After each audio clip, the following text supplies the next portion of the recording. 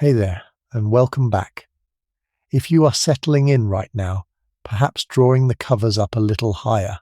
perhaps letting the weight of the day finally go out of your shoulders, then you have arrived in the right place. Tonight asks almost nothing of you.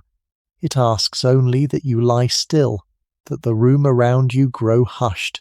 and that you let your mind travel backward through a single morning very nearly 100 years ago, until it comes to rest under a great arched roof of iron and glass on a railway platform in the north of London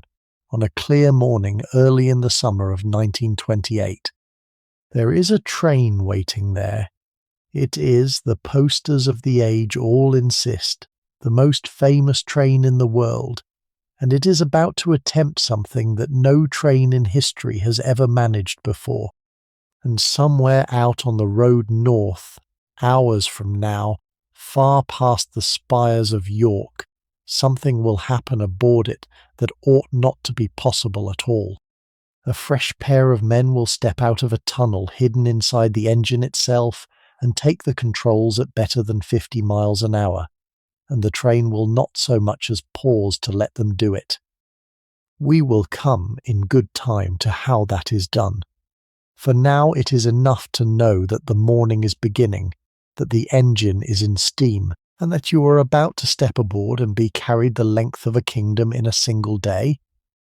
Before we go any further, let me say a word to you directly, because you are out there somewhere in the dark, and I would like to know where. If you find that these journeys into other times are the kind of thing that helps you let the day go, then you are welcome to subscribe quietly and with no fuss, so that the next of these evenings finds its way to you without your having to go looking for it. And I am always glad to know who is travelling with me tonight. Tell me, if you care to, the place you are listening from, and the hour it is there, whether it is late evening where you are, or the small hours, or some grey weekday afternoon when the age has been a little too much, and I will read what you write, and very likely answer it. There are people listening tonight from cities this train never dreamed of, in countries its passengers would have struggled to find on a map, and there is something in that which pleases me deeply. All of us gathered here in the quiet to ride a train that ran before most of us were born. That is enough of the present age. The morning is waiting. Let us go back to it. Picture this. It is a few minutes before 10 o'clock in the morning, and you are standing beneath the roof of King's Cross Station in London. It is an enormous space. Two vast arched roofs of glass and iron, springing up over the platforms, grimed dark on their undersides by 60 years and more of locomotive smoke, but letting down here and there between the girders long pale shafts of morning light that fall across the platform ends and the moving heads of the crowd. The air is full of sound, layered and continuous, the way the air in a great terminus always is. Somewhere off to the side an engine is blowing off surplus steam in a long white roar that drowns everything near it. Luggage trolleys rattle and boom over the boards. A whistle goes far down at the country end of the station and is answered by another from somewhere overhead. Pigeons clatter up into the smoky roof and settle again. And there, along the platform where the porters are busiest and the waiting crowd stands thickest, lies the train you have come for. Long and dark and gleaming and quietly alive, with an apple-green engine at its head and a board fixed across the top of its smoke box that reads, in plain gold lettering, the words you have seen on 100 posters and advertisements. The Flying Scotsman. Come with me. We are going to Scotland today, the two of us, and we are going to do it for the first time in the history of the world, without stopping once. Let us begin a little before the platform, though, because the morning has a shape to it, and I should like you to feel all of that shape rather than only its ending. An hour ago you were elsewhere in London, in a hotel room perhaps, high up over one of the squares, and the day was no more than a pale grey line at the edges of the curtains. You came down to a motor cab waiting at the curb with your trunk already strapped on behind, and you went rocking away north and east through a city that was barely awake. London in this year is a city of motor taxis and horse drays both, the two of them sharing the same wet streets in a kind of uneasy daily truce, the engine and the hoof, the new century and the old one breathing side by side. You passed milk carts and newspaper boys and clerks in bowler hats walking with that particular stiff hurry of people who are very slightly late, and the morning came in at the cab window smelling of horse and petrol and coal smoke all at once, the smell of the vast city drawing its first breath of the day, and then the cab came down a slope toward the terminus, past a brewery and the round drums of the gasworks,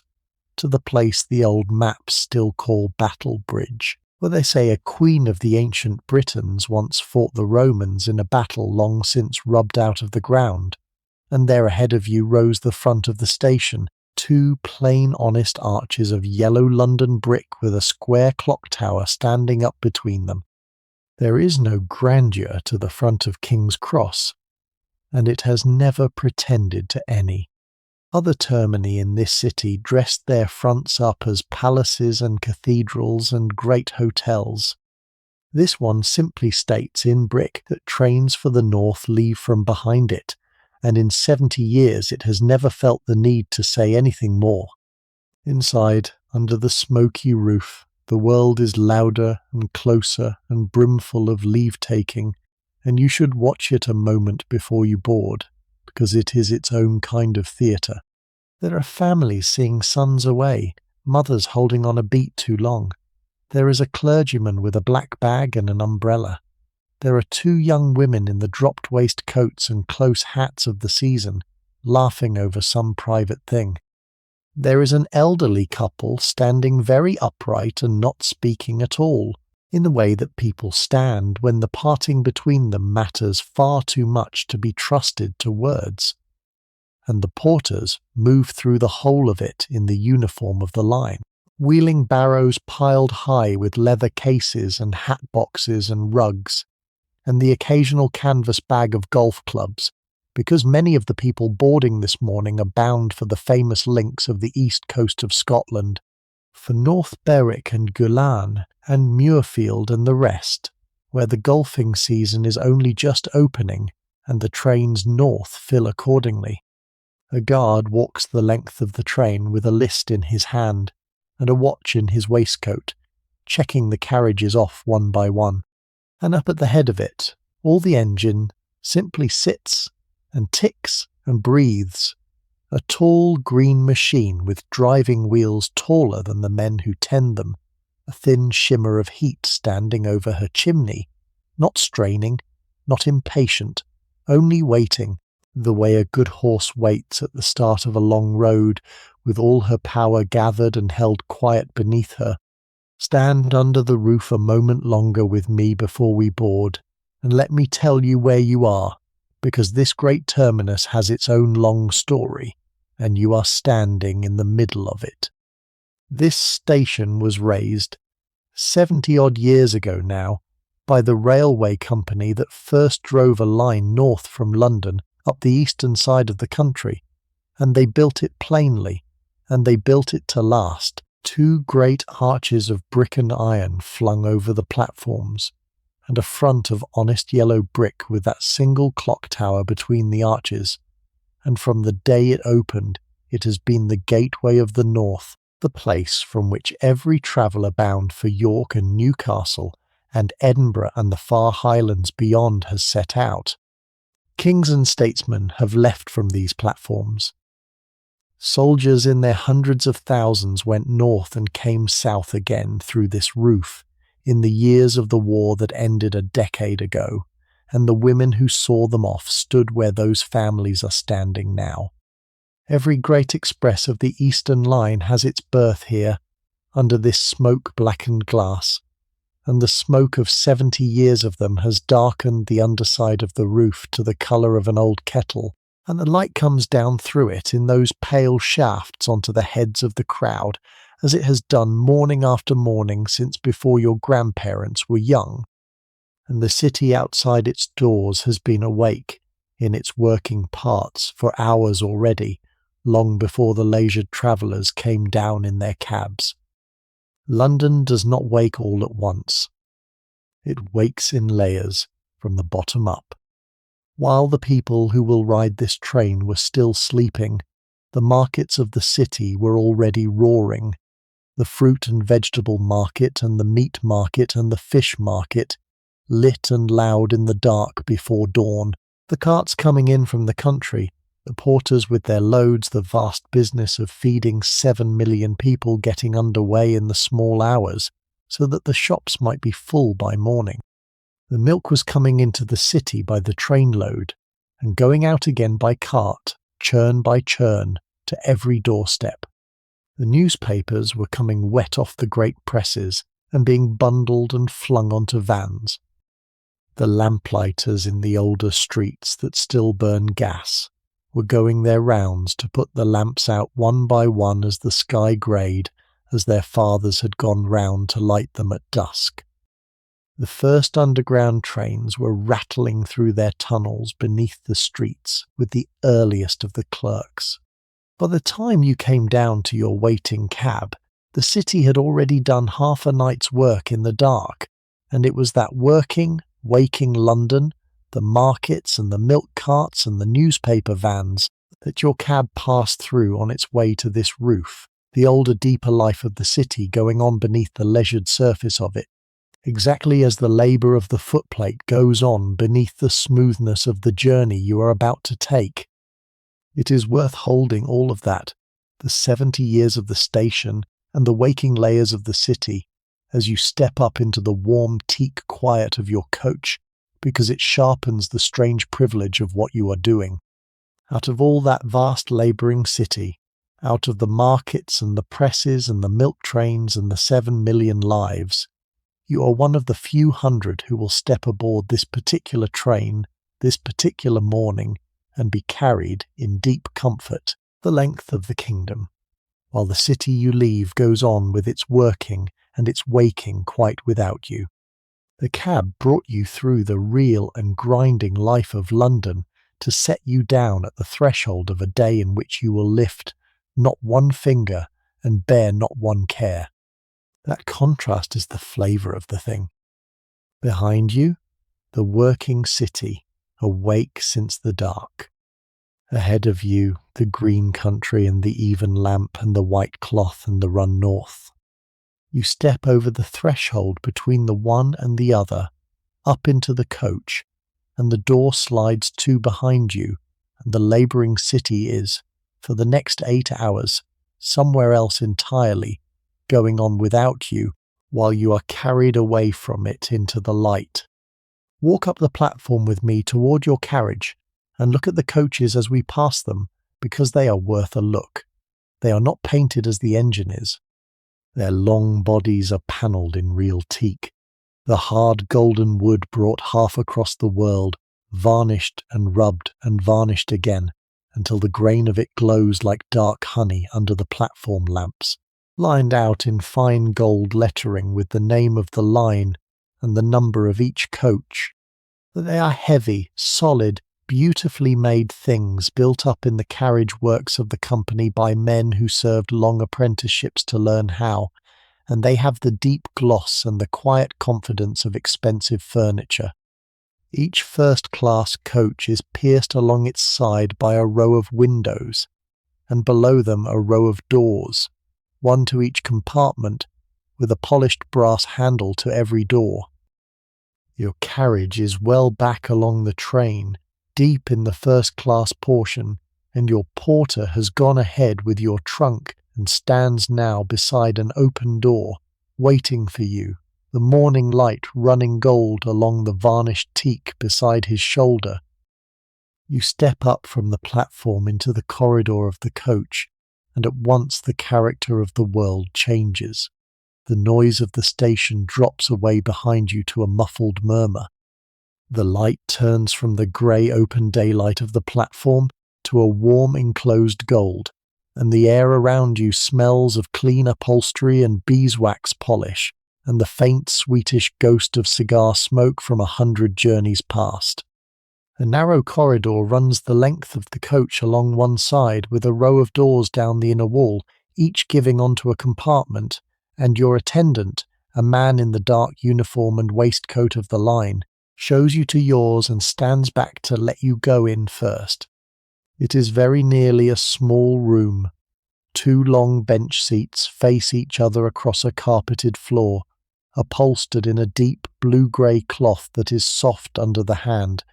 and stretched tight and immaculate, and over the headrest of each place a clean white linen cloth has been buttoned, so that no traveller's head ever touches the cloth of the seat itself. A netted rack for the lighter luggage runs above each bench, but between the seats, beneath the wide window, a polished walnut table folds down from the wall on a brass stay. There is a long looking-glass set into the partition, and beside it, framed under glass, a tinted photograph of some heathered Scottish glen that the company would very much like you to be picturing. And the window is large and clear and clean, and the morning light pours through it and lies across the blue cloth in a warm bar. You sit, you take the corner seat that faces forward, the one with its back toward London and its face toward everything that is coming, and you find that the seat receives you in the particular way that only a seat built for journeys of distance can, deep and firm and exactly shaped to a person at rest. Your trunk has been stowed, your smaller case is up on the rack above your head. The attendant asks, in the low-level voice that all these men seem to share, whether you will take coffee once the train is away, and whether you have seen the arrangements for luncheon, and tells you that the dining car lies 4 coaches forward whenever you should care to walk down to it. Then he withdraws and slides the compartment door closed on its runners, and for a moment you are quite alone with the blue cloth and the gold light, and the muffled breathing life of the platform beyond the glass. The clock out there, when you lean to find it, stands at 6 minutes before 10, and it comes over you, sitting there, that there is nothing left for you to do. Every arrangement that needed making has been made. The long day to Scotland lies ahead, and your single task within it is to be carried through. It is one of the rarest sensations a person is ever granted, that one, the sensation of being entirely and legitimately without any duty at all, and you let yourself down into it the way you let yourself down into the seat. The final minutes before a great express departs have a flavour all their own, and you taste it now. Out on the platform, the leave-taking climbs to its pitch. Doors begin to slam shut down the length of the train, one after another, a ragged run of solid wooden bangs, each one a person committed past recall to the journey, each one falling a little nearer to where you sit. The guard is pacing up the platform now, with his green flag furled in one hand and his whistle hung ready on its chain. The last passenger comes half running along the boards with a porter labouring red-faced behind him, and is bundled in through a door 2 coaches down, and his door bangs too, and you understand somehow that his was the last. Far ahead the engine gives one short low blow of steam, almost as though clearing her throat before a great effort. The 2 hands of the platform clock draw up together toward the top of the hour, and in the warm gold quiet of the compartment you sit very still and wait for the world to begin to move, knowing that the next time you set foot on a platform it will be in another country, at the far end of the longest unbroken run any railway on earth has yet had the nerve to attempt. At 10 o'clock precisely, the guard's whistle sounds. It is a thin, clean note, and it cuts cleanly through the murmuring fabric of the station, and it is answered almost at once from far ahead by a deeper, fuller note from the engine, a single rising call that seems to gather the whole train into one settled purpose. For one heartbeat, nothing at all happens. Then there comes from somewhere under and ahead of you a series of unhurried, deliberate beats, the first measured efforts of the engine taking up the dead weight of the train behind her, and the platform beyond the window gives the very smallest shudder and begins, ever so gently, to slide. It is so smooth at the start that you cannot for a moment tell whether it is you that is moving or the station. The faces on the platform begin to drift quietly backward. A gloved hand goes up and waves. A hat is lifted. The white painted edge of the platform unrolls past the glass, a little faster, and then a little faster than that, and then the great smoke-darkened roof of the station slides back over the top of the window and is gone, and there is open pale sky above, and the Flying Scotsman comes out of King's Cross into the broad morning light, and the longest day's journey in the world has begun. There is a moment early in any long journey by train when the traveller stops leaving and begins simply to travel, and it comes to you now, somewhere in the first half hour,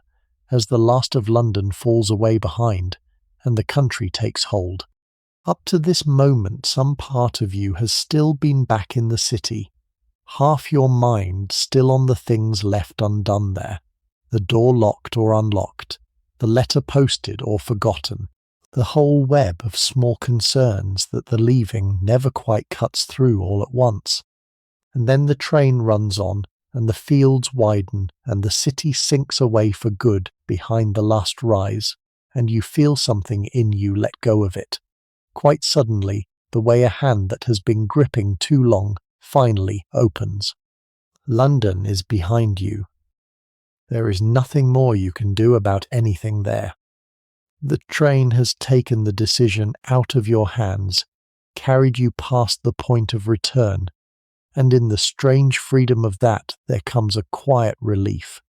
the relief of the committed traveller who can no longer turn back and so need no longer fret, who has nothing left to do but sit and be carried and watch the world go by. And with that letting go, the rhythm of the journey comes into you for the first time, the slow sway and the sure drum that will hold you all day, and your breathing seems to slow to meet it, and your shoulders come down, and you settle back into the deep blue corner of the seat in a way you have not quite managed until now. The coffee comes dark and hot in its cup, and you wrap your hands around the warmth of it and look out at the green country sliding by, and it is, you realise, going to be a good day, a still good day with nothing in it but this, the warm cup and the moving window and the steady rocking of the train, hour after unhurried hour, all the way to Scotland. The whole of it lies ahead of you still, untouched, the dining car and the marvels of the train and the two cities and the cathedrals and the sea and the border and the slow northern dusk, none of it yet seen, every part of it still to come, and you at the very beginning of it with your coffee in your corner, and the golden day unspent before you. There are not many feelings in a life as good as that one. The beginning of a long journey with nothing required of you but to enjoy it, and you have it now, in full measure, and you settle into it, and let the city go, and give yourself over at last and completely to the run north. Let me say a word, while the morning runs on, about the small world of your own compartment, because you will spend a good part of the day in it, and it repays a little attention. It is, when you think about it, a remarkable kind of room, this blue-clothed box with its one great window, for it is wholly yours for the length of the journey, and yet it is hurtling across the country at a mile a minute, a still and private parlour with the kingdom streaming past its glass. You may do in it exactly as you please. You may pull the blind half down against the sun and doze. You may let the window down a little on its leather strap, the broad webbing strap with the holes that hook over a brass stud to hold the window at whatever height you choose, and let the rushing air come in, smelling of smoke and fields and speed, loud with the roar of the wheels, and then pull it up again into warm quiet when you have had enough. You may fold down the walnut table and write a letter on it, or lay out a game of cards, or simply set your book and your cup upon it and watch the country. You may talk with the strangers who share it with you, in the easy way that strangers talk on trains and almost nowhere else. Or you may sit in your corner behind your newspaper and exchange not one word with them the way to Scotland, and either is perfectly correct, and the compartment somehow makes room for both. There is a particular pleasure, too, in the way the light moves through the compartment as the day and the journey turn. In the morning, running north and a little east out of London, the sun comes in low and bright from your right hand, laying that warm bar across the blue seat. Through the middle of the day, with the sun swung round to the south and high, the compartment is evenly lit, and the shadows are short, and the country glares a little in the brightness. And then through the afternoon, as the sun goes down the western sky, the light comes slanting in from your left, growing gold, growing long, until by evening the whole compartment is filled with the deep amber light of the day's end, and your own shadow is thrown long across the seat opposite. The little electric lamps in the roof that burned so bright when you ran through the tunnel out of London this morning will come into their own again at the very end of the day, glowing up warm and gold against the blue dusk in the window as Scotland comes on. A whole day of light passes through the small room as you sit in it, dawn fresh to amber deep, and it marks the hours more truly than any clock, the slow swing of the sun around the flying compartment. And there are the small comforts of the day to see to, which the train has thought of as it has thought of everything. At the end of each first-class coach, off the corridor, there is a lavatory, properly appointed, with a basin and running water and a window of frosted glass, so that the needs of a full day are met without the smallest awkwardness, and you may wash your hands and your face and freshen yourself, the water running away to the track below as the train runs on. There is heating in the coach for the cold months, steam piped along from the engine through the length of the train, so that however hard the weather outside the compartment stays warm. There is a bell or an attendant within easy call, so that you may have coffee or tea or a glass of something brought to you where you sit without stirring from your corner. The long day of travel has been smoothed of every roughness, every small discomfort anticipated and quietly provided against, so that there is, in the end, genuinely nothing for you to want that is not within reach of your hand or the touch of a bell, and the 8 hours that would once have been a hard endurance have been turned by 1,000 small thoughtful arrangements into 8 hours of plain ease. That is the achievement in the end, smaller than the speed and the engineering, but just as deliberate, the turning of a long hard journey into an easy one, the making of a room that flies across a kingdom, and yet asks nothing of the person sitting still inside it, but that they should be comfortable, and watch the world, and rest. We come out of the terminus into a spread of railway, a whole wilderness of rails and points and signal gantries under the open sky, the throat of the station where a dozen lines weave together and apart like the strands of a rope being plaited. The train swings out over the points with a long rocking motion, settling from side to side, and the rail joints take up beneath the floor that unwavering double knock that will be your companion for the next 8 hours, and that you will, within the first of them, stop hearing altogether. To either hand stand the gash-holders of the district, vast iron cages each holding its great drum of town gas, and the soot-blackened backs of houses, and a canal lying flat and brown between brick walls with a string of laden barges on it. Then the line dips down into a cutting, and the brick walls rise up on both sides and shut the city out, and there comes a sudden roar and a sudden dimness as the train runs straight into a tunnel beneath the streets of North London. The window goes black. The little lamps in the compartment, which you had not even noticed were burning, glow up all at once, bright and yellow in the dark, and you see your own face hung there in the black glass, and the blue cloth behind it, and the warm, gold-lit little room rushing on through the underworld beneath the houses. Then daylight again, just as suddenly, the tunnel mouth flung back behind, and you understand that the train is climbing now, working its way steadily up the bank that lifts the railway up and out of the basin in which London sits. The engine's beat hardening and deepening up ahead as she leans her shoulder into the grade.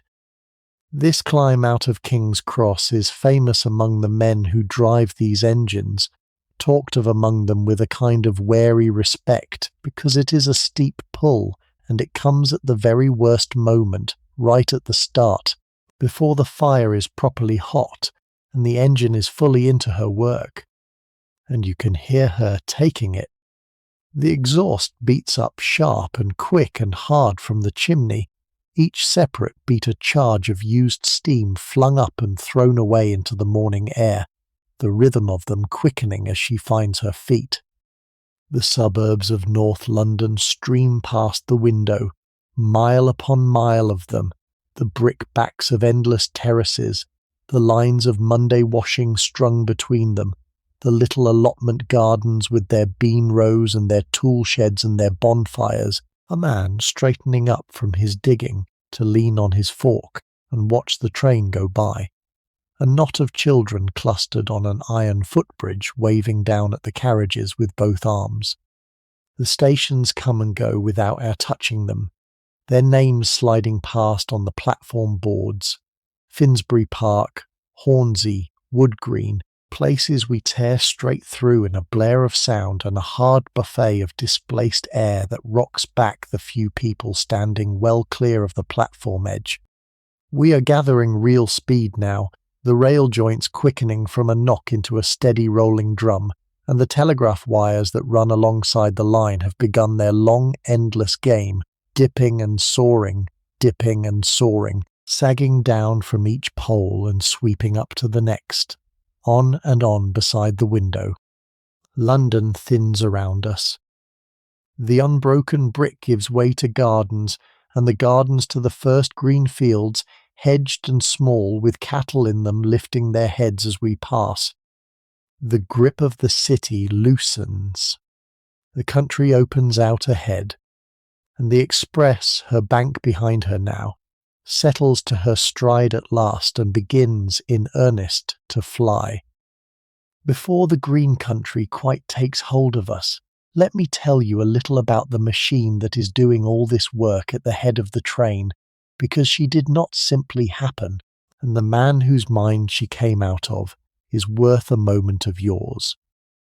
She is one of a class of great express engines, the largest and most powerful passenger engines the line has, built to a design worked out over years by the company's chief engineer,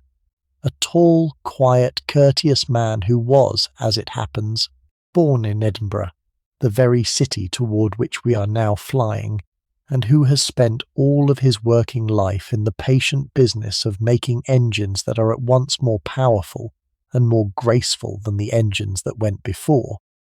He served his apprenticeship as a young man in the works of another line,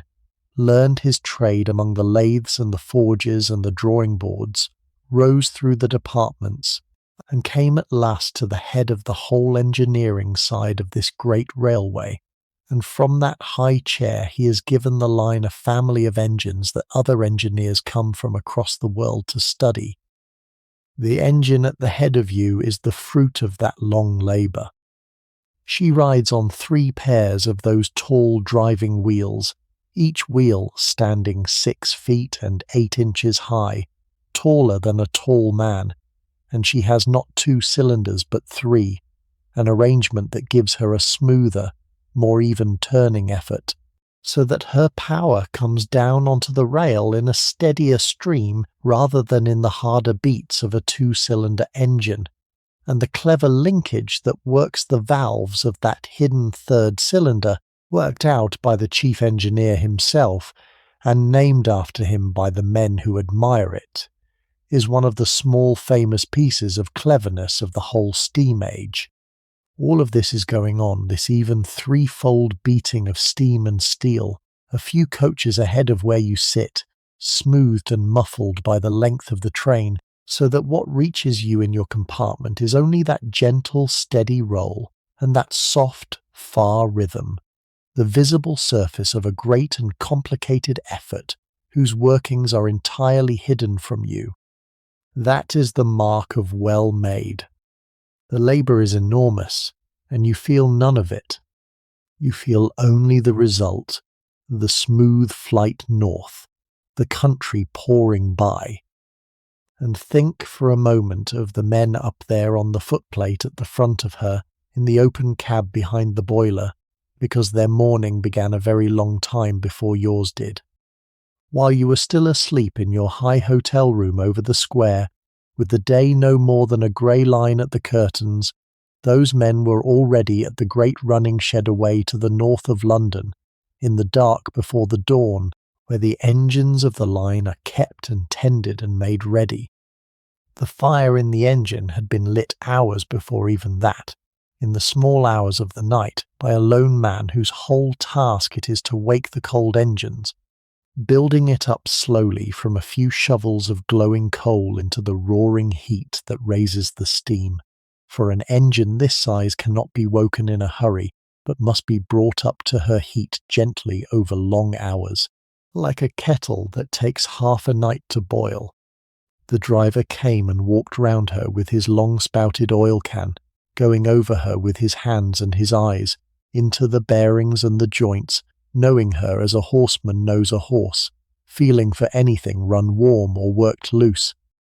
The fireman built and trimmed his fire and saw his coal heaped right and his water full. And then they brought her down through the grey dawn streets of rail, light engine and tender alone, down to the terminus to back gently onto the head of the waiting train, and there they sat, while the passengers boarded all unknowing, holding her quiet and ready, 100 tons of iron and fire and water leashed and waiting on the touch of one man's hand. It is a hard life, the life on the footplate, and you ought to know it even from the comfort of your deep blue seat, because the contrast is the whole point. The driver stands for the most of 8 hours, his eyes fixed forward on the road and the signals, in a cab open to the weather, swept by the wind of the train's own going, scorched on the one side by the heat off the firebox and chilled on the other by the rushing air, watching always for the green arm or the green light that says the road ahead is clear, and the red that says it is not, reading the line as it comes at him out of the distance, knowing each curve and gradient and signal of these hundreds of miles by heart, for there is no map up there, and no time to consult one if there were. And beside him the fireman labours, swinging coal from the tender into the white heart of the fire, ton upon ton of it across the run, not flung in anyhow but placed. A skilled and knowing scatter that keeps the fire even and the steam full, judging the boiler, working the injectors that feed it water, never resting, the sweat running, the shovel never long still. Those 2 men, working in the heat and the noise and the wind a few coaches ahead of you, are the reason the lamp burns even over your table and the coffee stays hot in your cup. You will most likely never see their faces, but it is worth carrying the thought of them with you up the line, the 2 of them up there in the open, giving all of their strength and their skill to the one task of carrying you, in stillness and in warmth, smoothly into the north. There is a particular pleasure in the country of this first hour,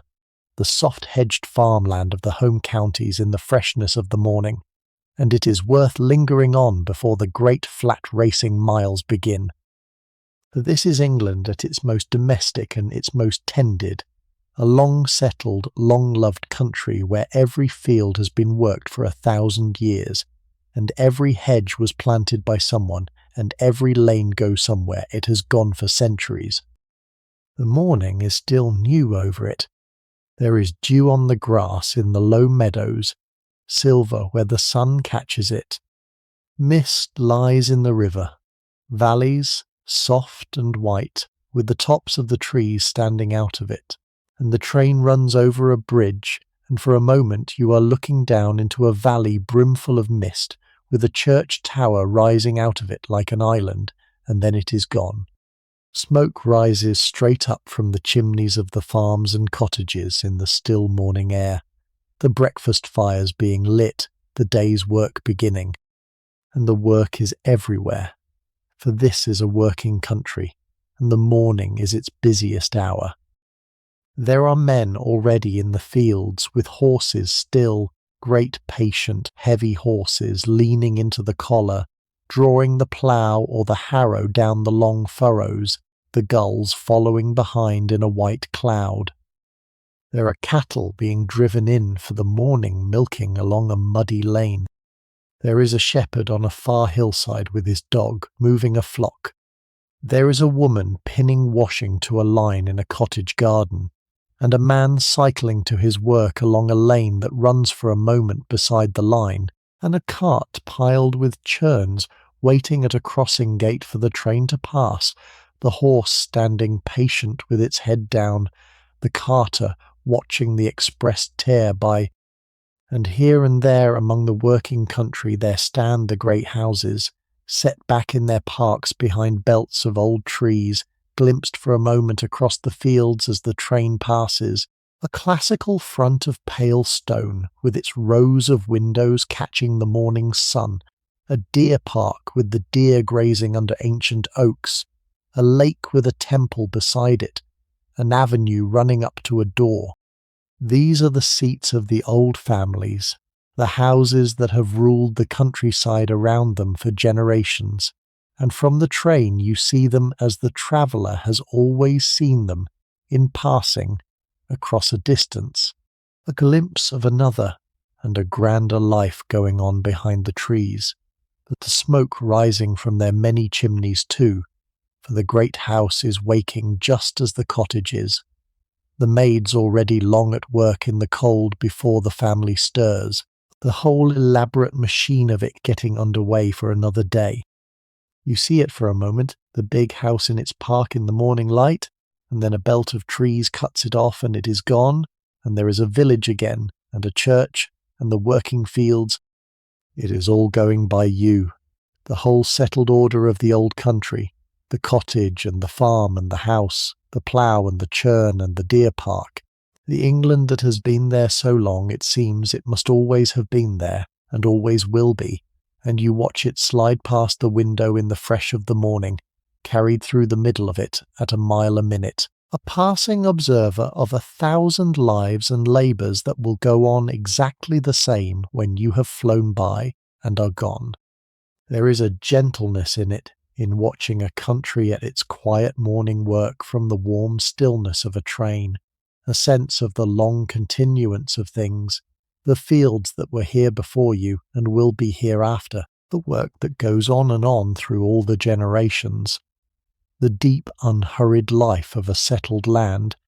and it sets the tone for the day's watching, this first soft hour through the home counties, before ever the speed builds and the wide plains open, when England is just waking and going about its morning and you are gliding through the midst of it, carried north, watching it all go by. Let me tell you, while the suburbs run out and the fields come on, what it is that you are part of this morning, because it is a genuinely new thing in the world, and you have boarded it on nearly the first day of its life. For years the two great railways that run north from London, this one up the east coast and its old rival away to the west, have raced each other for the traffic to Scotland, and the prize each has chased is speed, the fastest time between the capitals. But there has been a sort of treaty between them, an agreement after some reckless racing in the last century frightened everybody, not to cut the schedules below a certain figure, and so neither train may simply go faster than the other. And so this line has done something cleverer than going faster.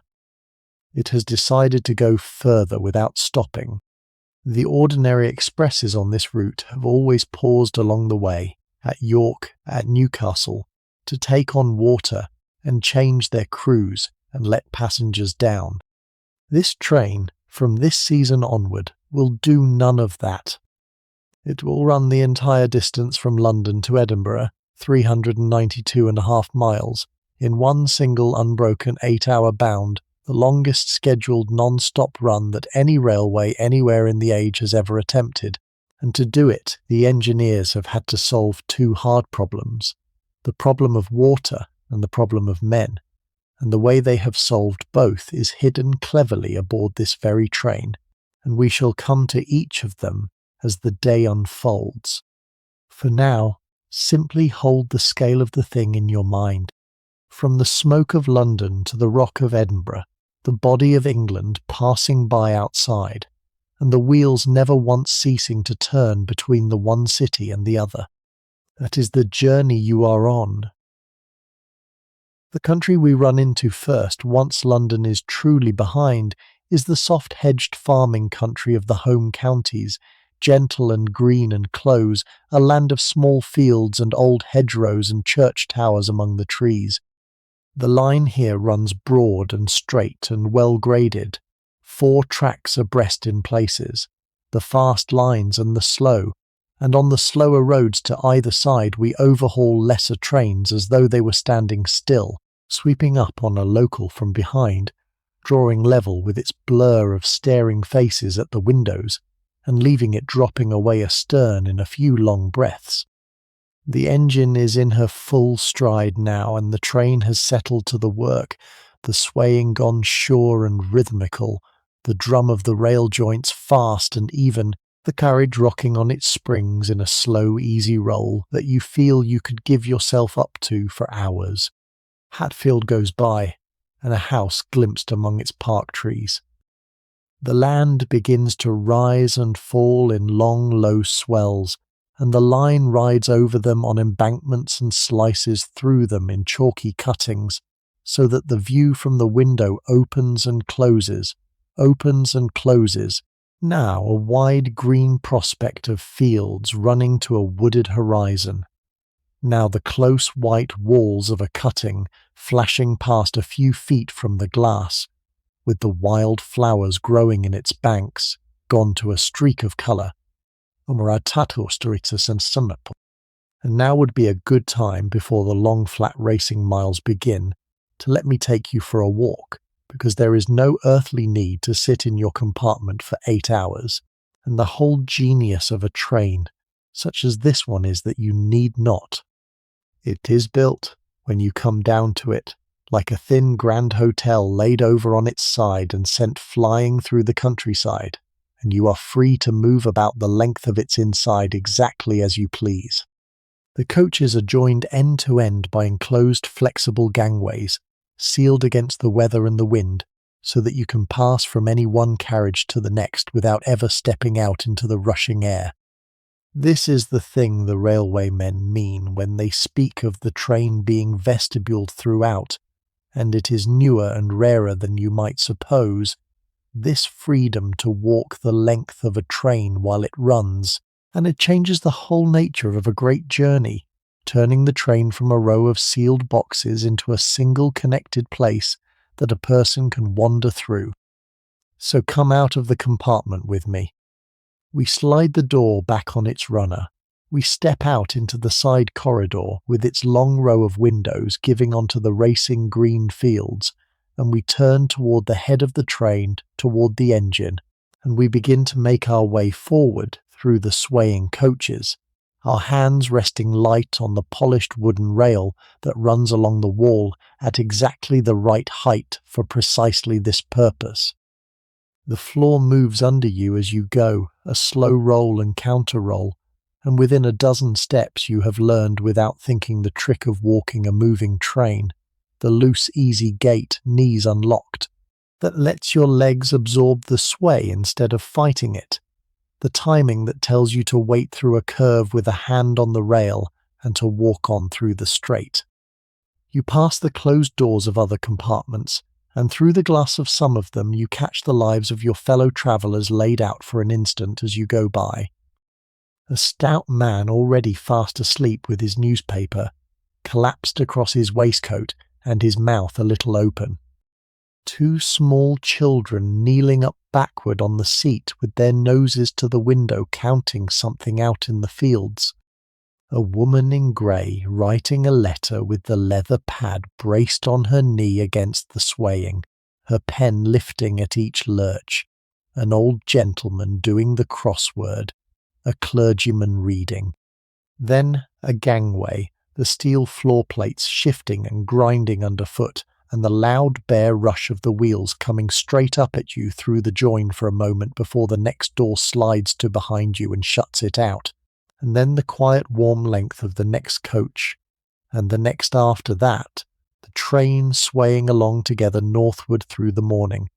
every carriage of it part of the one long flying house, and you walking forward through the middle of it as easily as down the passage of a hotel, while outside the windows England pours past at a mile a minute. We have come by now out of the close-hedged south and into a wider and flatter country, the broad arable plain of the eastern shires, but the sky becomes suddenly enormous, and the land lies low and level to the rim of it, and the line runs dead straight for racing mile after racing mile. This is country made for speed, laid out as if for no other purpose,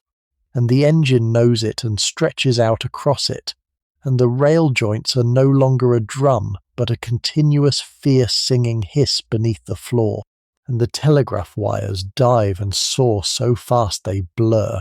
and the hedges at the side of the line have gone to a solid green streak while the far fields wheel slowly and grandly round. A great church tower stands up alone across the flat miles, the only vertical thing in all that level green, and hangs in the window growing larger, and swings ponderously round as we pass it a mile off, and sinks away again behind. Peterborough comes, the cathedral grey and immense above the huddled roofs of the town, seen for one moment over a parapet and then snatched cleanly away, and we do not stop. We do not so much as ease our pace. We go through the station in one tearing howl of sound, the platforms there empty, but for a porter or two who do not even trouble to turn their heads, so wholly used are they to the northern expresses ripping through their station without a glance. And beyond the town the fens themselves open out, flat as a sheet of water to the edge of the sky, the old drained marshland of the east, ruled across with dead straight dikes and drains that flash silver as we cross them, a windmill standing motionless far off, a line of poplars leaning all one way, a man on a bicycle on a long straight fen road keeping level with the train for a few proud seconds before he falls hopelessly, helplessly behind. And the train flies on across it all, steady and sure, and seemingly tireless, into the wide green heart of the morning, with all the day still ahead. The flat country we are crossing now, the great level plain of the eastern shires, has a story under it, as worth the knowing as any castles, for this land was not always land. Much of it, the lowest and the flattest of it, the country the railwaymen call the fens, was once a vast wetland, a drowned country of reed and marsh and slow black water stretching for mile upon mile, where the people lived on the few low islands of dry ground, and went about by boat and got their living by fishing and fowling among the reeds, a strange amphibious country apart from the rest of England, half land and half water, veiled in its own mists. And then, a few centuries ago, the landowners brought in engineers from the flat drowned country across the sea, who knew about such things and set them to drain it, to cut the dead straight channels you see flashing silver as we cross them, the dikes and the drains, and the great rivers banked up and straightened, to carry the water off to the sea and lay the rich black land bare for the plough. It was a vast and a difficult work, fought against by the old fen people who did not want their watery world drained away from under them. And it took generations, and even now the land must be pumped, for much of it lies below the level of the sea and the rivers. And if the pumps ever stopped, and the banks ever failed, the water would come creeping back, and the fens would drown again.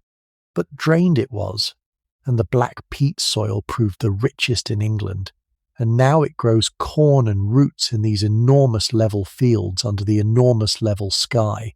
This reclaimed country, this land won from the water, and the train runs across it dead straight and fast, over the silver drains, past the pumping stations, through a flatness so complete that the eye runs uninterrupted to the rim of the world. And out of that flatness, here and there, rise the churches. For this eastern country, rich and populous in the old days from its wool and its corn, raised some of the noblest churches in all of England, and they stand up out of the level land for miles around, the only height in a country with no hills, landmarks across the whole plain.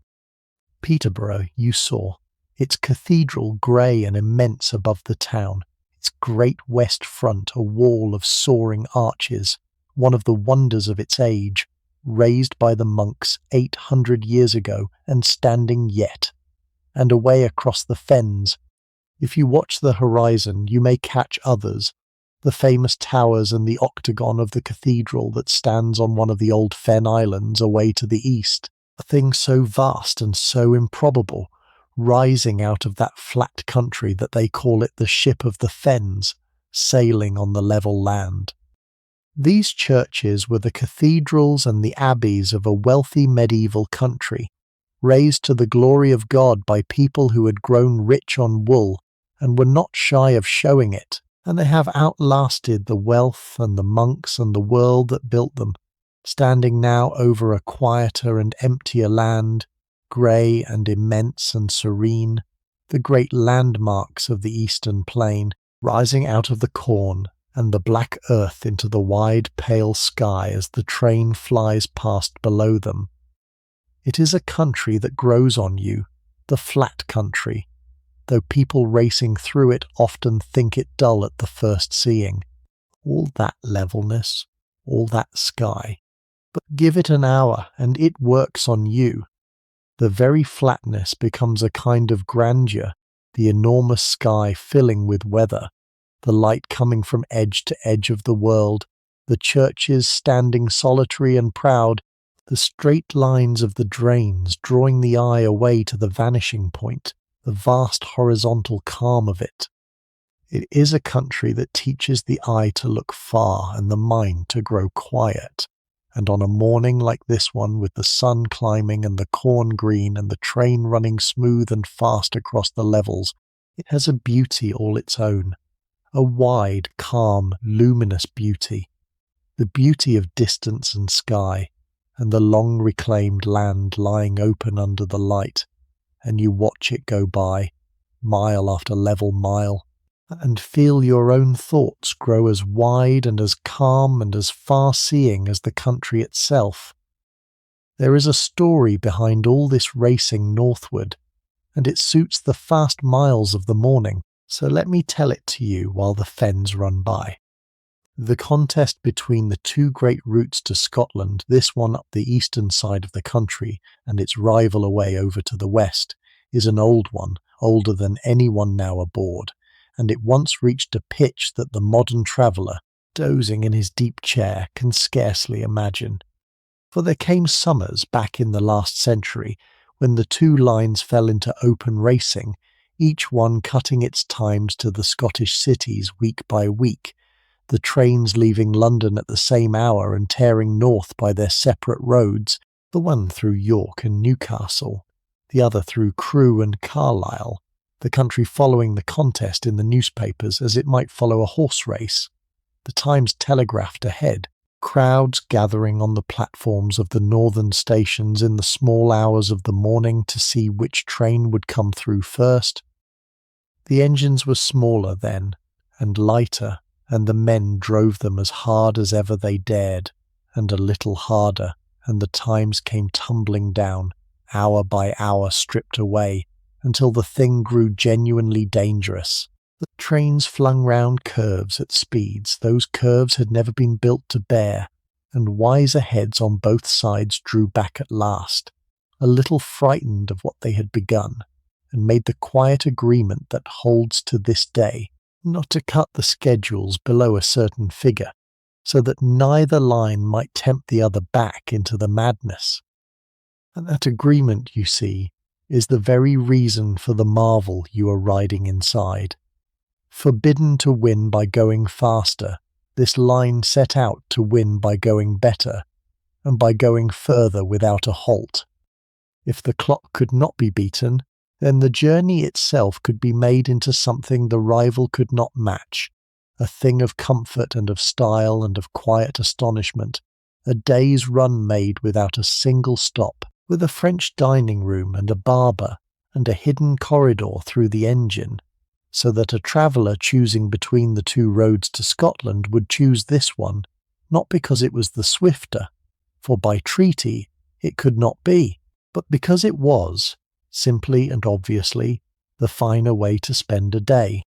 The rivalry that once sent light engines hurtling perilously through the northern dark has been turned, in the space of a generation, into this, into the deep blue seat, and the unwavering lamp, and the white cloth that does not stir.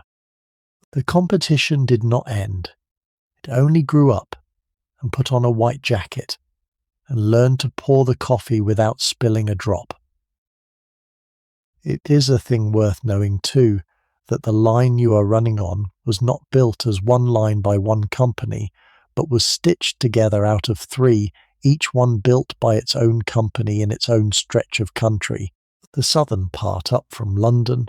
the middle part across the broad Shire country, the northern part up through the borderland and into Scotland, three separate railways laid by three separate sets of men with their own ideas and their own engineers, and joined end to end over the years into the single great road north that now bears you.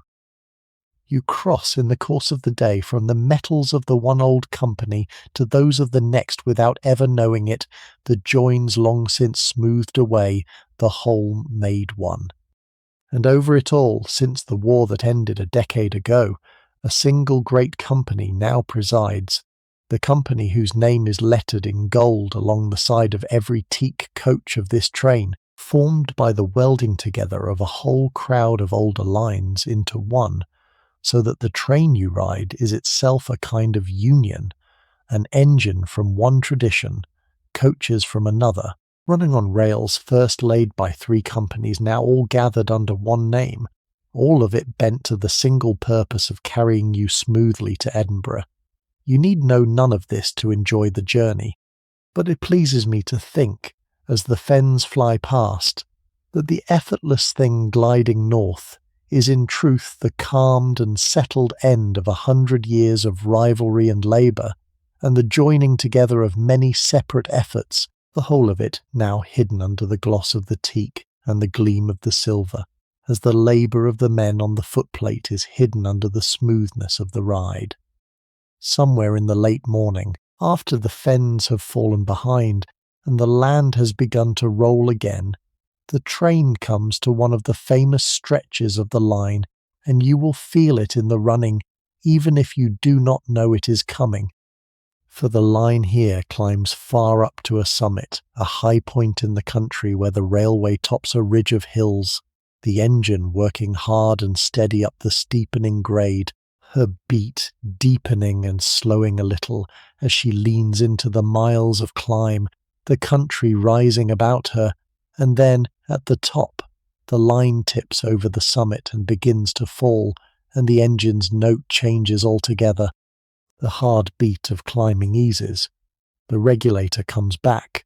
and the train, with a falling grade now helping it instead of fighting it, begins to run, to really run, gathering speed down the descent on the far side, faster and faster, the rail joints quickening from a fast drum to a singing roar, the carriage swaying in an urgent rhythm, the country tearing past the window in a green blur, the telegraph wires whipping by too fast to count.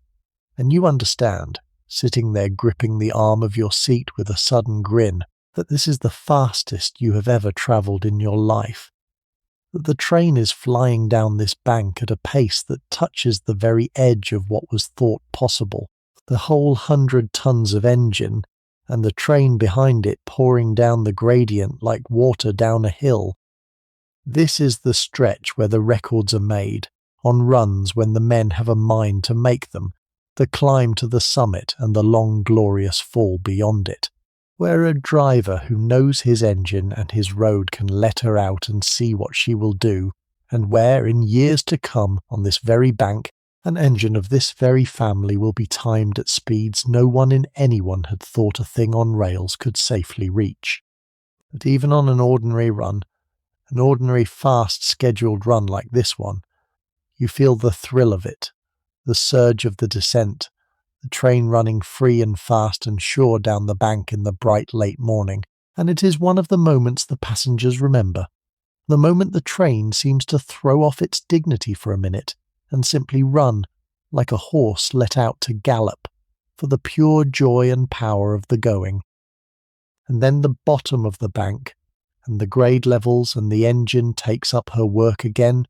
and the wild speed eases back to the steady fast running of the level miles, the singing roar dying to the even drum, and a train settles once more to her dignified flight, as though nothing had happened, as though she had not just poured down a hillside faster than anything in the history of the world before the railway. But you felt it, and you will not forget it, the long grade and the fall and the glorious running speed of the descent, and it has woken you up, and you sit there a while with your heart still going a little quick, watching the country roll by, until the even rhythm gentles you down again, and the ease of the journey comes back over you, and you settle once more into your corner, rocked and drummed toward the middle of the day. Walk on forward with me, through coach after swaying coach, because I want to show you the part of the train that the people who built it were proudest of, and it lies up toward the head, 4 or 5 carriages along. We pass through the gangways one by one, and the character of the coaches changes as we go, and then we come to a door with a polished brass plate, and an attendant standing ready beside it, and beyond it the room I have brought you to see. He slides the door back, and you step through, and you stop where you stand, because it is not in the least what the plain teak outside of a railway carriage has prepared you for. This is the restaurant car, and it is, quite simply, a beautiful room. It is long and low and elegant, and it has been decorated, every inch of it, in the manner of a French drawing room of the 18th century, the style they call after the last of the French kings before the Revolution, all pale painted panelling and slender raised mouldings picked out in soft worn gilt, with a low curved ceiling arching overhead. There is not a bare bulb to be seen anywhere in it. The lighting is all concealed, hidden away behind the cornices and along the moulded edges of the panels, so that the whole car is filled with an even, shadowless, honey-coloured glow that seems to rise out of the walls themselves rather than to fall from any lamp. Down each side of the car runs a row of tables, and each table is dressed for the day in a white damask cloth, so heavy and so beautifully laundered that it hangs in straight unmoving folds and does not so much as tremble with the motion of the train. On every table stands a shaded lamp with its own small sure glow, and the silver laid ready, and a slim vase with a flower in it, and the line's own china, rimmed and crested with the company's mark. The seats are not benches, but proper freestanding armchairs, upholstered and deep, drawn up to the tables exactly as they would be in the dining room of a good house that happened to be standing still. And through the wide clear windows down both sides of the car, the green country of England is tearing past at 60 miles an hour, the near hedges blurred to nothing, the middle distance sliding, the far blue hills wheeling unhurried and stately round, while in here the concealed lamps glow steady, and the heavy cloths lie perfectly still, and a steward in a spotless white jacket comes down the swaying length of the car, carrying a tall silver coffee pot balanced in one hand as though the floor. Beneath his feet were the solid floor of a room that was going nowhere at all. You take a table. You let yourself down into one of the deep armchairs, and a steward lays a folded white napkin across the cloth at your place, and pours you coffee from the silver pot, dark and steaming, the steam of it rising straight up, undisturbed into the warm still air of the car, and sets down cream beside it in a little jug and sugar in a bowl with its own pair of silver tongs, and asks, with the grave courtesy of his kind, whether you have travelled with them before. When you say that you have not, he tells you that luncheon will begin to be served from 1 o'clock, and that you would do well to come along early if you want a table on the western side, because the best of the country comes on through the afternoon, and it is the western windows that will hold it. And so you sit there with your cup, in a French drawing-room flying through the eastern shires of England at a mile a minute, and it is here, perhaps more than anywhere, that you begin to understand what the people who conceived this train were truly about. They were not setting out merely to carry you from London up to Scotland. The plain old trains had always done that well enough. They were setting out to turn the carrying itself into a pleasure, into an event, into something a person would remember for years and describe to friends and pay handsomely to do again, so that the 8 long hours of the run would not be 8 hours to be got through and endured, but 8 hours to be relished and enjoyed. A day spent at ease inside a moving palace, watching an entire kingdom unroll past the window with a hot cup unwavering in the hand. And I want to show you how the coffee in that cup is even possible, because it is a small marvel in its own right, and the answer to it is hidden directly beneath the soles of your shoes. Somewhere below this very car, slung under its floor, there is a kitchen, and it is one of the strangest and most modern rooms on the train. On the older dining trains, all the cooking had been done over coal ranges or over gas, with every danger that an open flame and stored gas carry on a moving, lurching vehicle, the cylinders that might leak, the fire that might break loose. This kitchen does away with all of that. It is electric, every last appliance in it, the ranges and the grills and the ovens and the hot plates all worked by electric current, and the current is generated by the train itself out of nothing but its own motion. Slung beneath one of the coaches, there is a dynamo, geared directly to a spinning axle, and as the wheels of the train turn, so the dynamo turns with them, making electricity and pouring it into great banks of heavy accumulators. The batteries charged full before the run even begins, and then topped up steadily by the very going of the journey, so that the faster and the longer the train runs, the more freely the kitchen below is fed with power. It is something that genuinely pleases me, that arrangement, the neatness of it. The train cooks your luncheon with the energy of its own headlong rush northward. The very miles you are travelling are the miles that grill the cutlet and brew the coffee and warm the plates, and somewhere directly beneath your chair, as you sit there sipping, the steel axle is spinning at a speed no carriage axle in the older world was ever built to bear, throwing off the silent power that keeps the whole bright civilized room above it, lit and warm and fed. Down in that kitchen, while you drink your coffee far above it, There are men at work whom you will never once set eyes on, labouring in a space scarcely wider than a passageway, the floor leaping and dropping under them, and the full hard noise of the wheels coming straight up through the soles of their shoes. The chef has perhaps 8 or 9 feet of length to call his entire kingdom, and within it he and his assistants must turn out, in a single sitting, full multi-course luncheons for the better part of 100 people, every plate of it timed to arrive hot at tables 30 and 40 feet away along a corridor that will not for one instant hold still. They work braced and wedged against the everlasting swaying, a hip jammed against a counter, one hand always hovering ready to steady a sliding pan, every knife stowed away the very instant its work is done, nothing whatever left loose, that a sudden lurch on a curve could fling to the floor. The heat down there is fierce and close,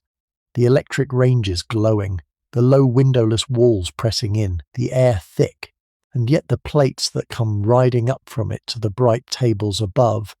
are as exact and as nicely dressed as anything sent out from the kitchen of a fine hotel that has the great advantage of standing perfectly still upon the earth. I think of them sometimes, those unseen men in the hot, narrow dark below the floor, when I picture this train running north through the sunlight, the passengers up in the Louis XVI car, among the gilt and the white damask, see nothing whatever of them. They see only the steward arriving smoothly at the elbow with the plate, and the green country streaming by the window, and that is exactly, precisely, how the men below would have it. Come back the other way with me now, down the train, away from the engine, because the dining car is by no means all the wonders aboard, and the people who fitted this train out thought, it sometimes seems, of very nearly everything a traveller could want.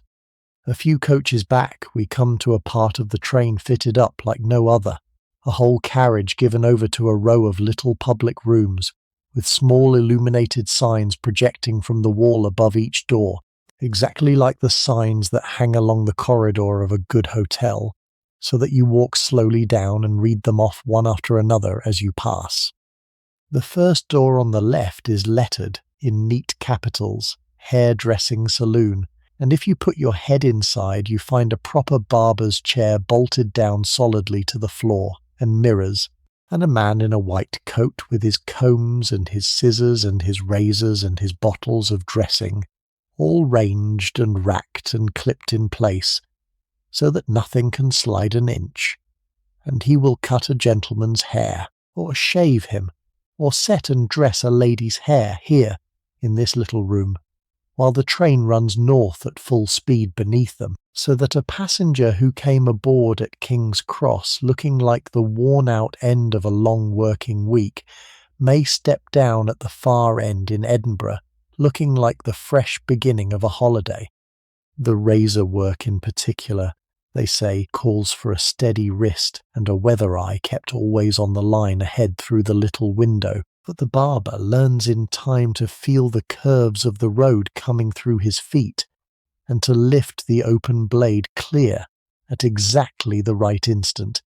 and in all the seasons of it there has never grown up any famous and dreadful story of a passenger losing the tip of an ear to a sudden bend in the track, which tells you a good deal about the quality of the men they chose for the work. Next along that same corridor is a door marked Ladies' Retiring Room, and this is a quiet private refuge given over wholly to the comfort of the women travelling on the train, a calm room fitted with a dressing table, and a good clear mirror, and a wash basin with running water, and a chair or two set about, and in charge of it, all the whole day through, a woman attendant whose entire business is to see that the room wants for nothing, that there is always fresh water, and there are always clean towels, and perfumery set out, and the small necessary articles of the toilet to hand, so that any lady aboard may withdraw a while from the press and motion of the public train, set her hair and her dress to rights in private, rest a little out of the corridor, and emerge again composed and easy, It strikes the modern ear, I dare say, as a small enough thing, a powder room aboard a train. But you must set it back into its own age to see it truly, and remember how very few were the corners of the public world of that year which had been arranged with a woman's particular comfort placed first. And remember, too, how long a stretch of time 8 unbroken hours is, and you begin to see the thing for what it really was, a genuine and deliberate kindness built right into the fabric of the train, a quiet recognition that the people aboard were not goods to be freighted from one place to another, but guests to be thought of and looked after the way,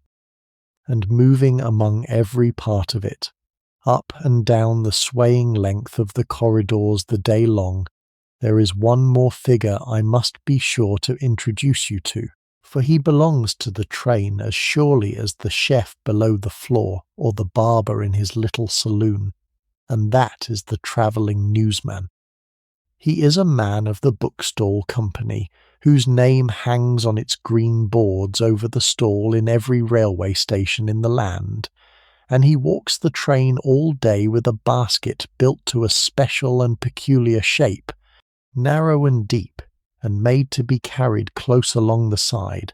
so that he can pass with it down the crowded swaying corridors without fouling the walls or the elbows of the passengers, and in that basket he carries all the morning's news,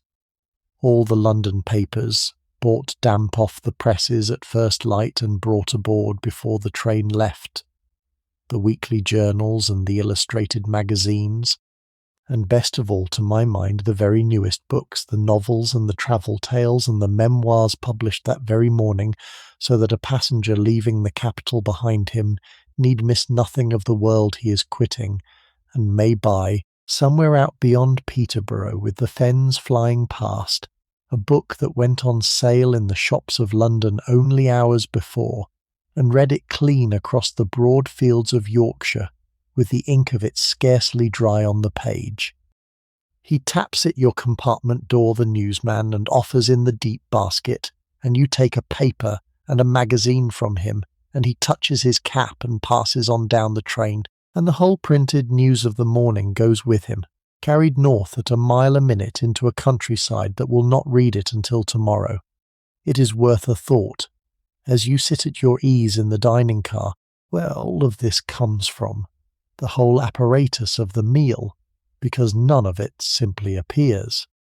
Everything that is served to you on the long run north was got aboard before ever the train left London, and got aboard in the right quantity, judged from long experience of how many will travel, and how many will eat, and what they will want,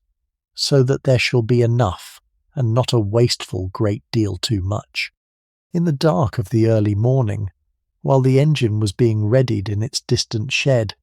the dining cars were being stored, the provisions carried aboard and stowed in the cool lockers below, the meat and the fish and the vegetables and the fruit, the bread, the butter, the milk and the cream, the coffee and the tea, the wine and the spirits for those who want them, the whole larder of a small hotel loaded into a train that must carry within itself everything it will need for the day, for it cannot stop to take on more, no more than it can stop to take on water or to change its men. The linen was brought aboard fresh and clean, the great stacks of white cloths and napkins, laundered and pressed and folded. The silver was got out and counted and laid. The flowers for the little vases were brought in from the market, and it all was done in the dark and the early light by people you will never see, so that when you walked forward at 1 o'clock and were shown to your table, all of it was simply there, ready, as though it had grown there, the cloth laid and the flour in its vase and the larder full below, and the men who serve it have their own long day, longer than yours by far. The dining car staff and the attendants and the kitchen men board before the passengers and leave after them, and through the run they are working, up and down the swaying train, carrying and serving and clearing and washing, The stewards in their white jackets never seeming to hurry and never seeming to rest. The kitchen men in their hot, narrow galley below the floor, turning out meal after meal, the attendants seeing to the compartments and the lavatories and the 100 small wants of the travellers. It is skilled work, and it is hard work, and most of it is done out of the sight of the people it serves, and the men who do it take, as good craftsmen always do, a quiet pride in doing it so well that it looks like nothing at all, in making the difficult appear effortless, in seeing that the passenger in the deep chair never once glimpses the labour that keeps the chair so comfortable. There is a whole hidden working life aboard this gliding train, a crew of people giving their day to the ease of strangers, and when at the end of the run the passengers step down rested and refreshed onto the platform at Edinburgh, those people will still be aboard, clearing the cars, counting the silver, making all ready to do the whole of it again on the morrow. I draw your attention to it, the hidden work, not to trouble your rest, but to deepen it. For there is an old comfort in being well looked after, and you are being looked after this day by a good many hands. The men on the footplate giving their strength to the engine, the men below the floor cooking in the heat, the stewards on their feet the day through, the attendants and the barber and the woman in the ladies' room, and the newsman with his basket, the signalmen in their boxes the length of England, reading the road and keeping it clear, a whole quiet army of people, most of whom you will never see, all of them bent, this day, on the single end of carrying you north in safety, and in comfort, and in peace. And your only part in the cooperative effort of it is to sit, and be carried, and let yourself be looked after, which is a thing the grown person gets too few chances in a life to do, and which you may do now, wholly and without guilt, for it is exactly what the train was built and staffed and provisioned to let you do. Let yourself feel for a while the sheer physical fact of the speed, because it is one of the things people came aboard this train for, and it is a sensation worth attending to, rather than letting it fade into the background as the body so quickly does. You are travelling, on the fast level stretches, at something near a mile every minute, which is a pace that no human being in all the ages before the railway had ever moved at, save in the brief terror of a fall. And here you are doing it, sitting still in a deep chair with a cup of coffee, and your body has accepted it within minutes, as though it were the most ordinary thing in the world. But attend to it now. Feel the long even sway of the coach on its springs, the slow roll to one side and back, riding the small unevennesses of the road. Feel beneath it the faster, finer drumming of the wheels over the rail joints, that rhythm that has become the pulse of the day, 4 beats and 4 beats.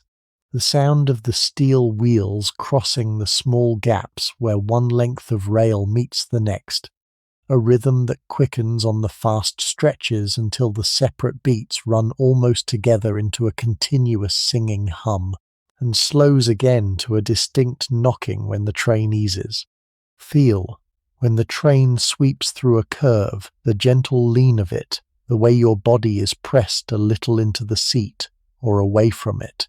the train canting smoothly to the bend like a ship heeling to the wind.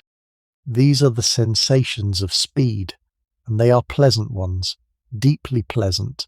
The body rocked and drummed and swayed in a way that seems to reach back to something very old in us, the rocking of the cradle, the sway of the bow, the motion that has always meant safety and sleep. And there is the sound of it, layered and constant, that you have stopped hearing and may now hear again if you listen. Under everything, the drum of the rail joints. Above that, the lark rush of the wind along the coach sides, parting at the corners, streaming past the windows. Now and then the sudden hard blare and buffet as another train passes us going the other way, a wall of sound and a punch of air that is there and gone in a second and a half, leaving the ear ringing. The deeper, far-off beat of the engine when the wind brings it back to you, working at the head of the train. The small domestic sounds within the compartment, the creak of the upholstery, the chink of a cup in its saucer on the table, the rustle of a turned newspaper, voices in the next compartment coming faint through the partition, and every so often, threading through every part of it, the cry of the engine's whistle far ahead, sounding for a crossing or a tunnel, or simply to warn the line, a high lonely call that the wind tears away behind almost as soon as it comes, the most evocative sound in all the world, the sound that means departure and distance and a road going on, the sound that people who live near railways hear in the night all their lives and never quite stop loving. It is worth knowing, too, that the smoothness of all this, the sure sway and the even drumming, is itself a made thing, the fruit of long care. The road beneath you, the permanent way as the railwaymen call it, the rails and the timber sleepers and the stone ballast they are bedded in, is tended along its whole length by gangs of men, the plate layers, who walk their lengths of line and pack the ballast and true the rails and replace what is worn,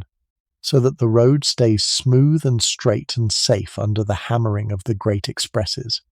The very steadiness that is lulling you towards sleep, the absence of jolt and lurch, is the daily work of those men out along the line in all weathers with their picks and their shovels and their long-handled tampers, beating the stone tight under the sleepers, sighting along the rail for the smallest dip or kink. You feel their work as you feel the engineman's, only as a smoothness, an ease, an absence of trouble, the rough edges of the world filed away by labour you never see, so that you may sit and be rocked and drum gently toward rest, while the country pours past at a mile a minute and nothing, anywhere jolts you. Go back to your own compartment now, with your paper and your book, and settle into the corner seat again, because there is a question that has very likely been turning over quietly in your mind for an hour now, and it is a perfectly fair one, and the time has come for me to answer the first half of it. How can a train run for 8 hours and nearly 400 miles and never once stop? An engine such as the Green Pacific at the head of us burns coal by the ton across a run like this, and that is a deal. But it drinks water by the thousands of gallons, far more water than coal, for it is the water boiled away to steam that does all the work, and a boiler driven hard is forever thirsty. An older train would have no choice but to halt at intervals simply to drink, drawing up beneath a tall iron water crane at some station and standing there idle while the great tank slowly filled. This train cannot spare the time to stop, and so it does a thing that seems, the first time you understand it, almost like a piece of stage conjuring. It drinks on the move, laid down flat between the running rails. At a number of chosen points along the line, there are long, shallow troughs of water, each of them hundreds of yards in length, kept filled by the company, and in the cold months, kept by little burners from freezing over. And as the engine comes racing up to one of these troughs, the fireman reaches down and wins a handle that lowers a scoop beneath the tender, a broad flattened mouth of shaped steel down into the racing shallow water, and the sheer headlong speed of the train itself forces the water up the throat of the scoop and up the pipe and into the tank above, hundreds of gallons of it gathered up in a handful of seconds, while a roaring fan of white spray is flung up and out on either side of the tender as the train tears the length of the trough. Then the fireman winds the scoop up again, and the tank is full once more, and not a single second of the journey has been lost to the drinking of it. You may even feel it happen if you are sitting well forward in the train, a brief hard drumming roar that comes up through the floor, and a sudden white blur of spray whipping past the window glass, there and then gone, and the engine has drunk deep at 60 miles an hour, and the great run goes on unbroken. The men worked out long ago that an engine could be watered without ever ceasing to run, and so on this train it never ceases, and that, you see, is the first half of the answer to your question. But there is a second half, and it is by far the cleverer of the two, and it is the very thing I promised you at the start of this journey, back under the smoky roof of King's Cross when the morning was new. A train may drink upon the move, but the two men who drive and fire it cannot keep at their work for 8 unbroken hours, and still be sharp and sure at the very end of it. 8 hours on the open footplate of an express, in the heat thrown back from the firebox and the roar of the wind and the unending labour of it, the fireman swinging coal into the fire the long while, the driver's eyes never once leaving the road ahead and the signals coming up out of the distance, is more than any pair of men can give, and finish strong, and finishing strong, coming down the last fast miles into Scotland with the light beginning to go, is exactly when their strength and their sharpness matter most of all. The old way would simply have been to stop the train somewhere along the line and change the crew. But this train does not stop, and so the men who designed it did what no one before them had thought to do, the very thing that has been hidden inside the tender behind the engine since the moment we left London. They bored a corridor through it. Think of what that means, and picture it with me. Behind the engine rides the tender, that heaped box of coal in front and water behind, and you would naturally suppose it solid clean through, a simple store of fuel. It is not. Walled off along one side of it, sealed away from the coal and the water both,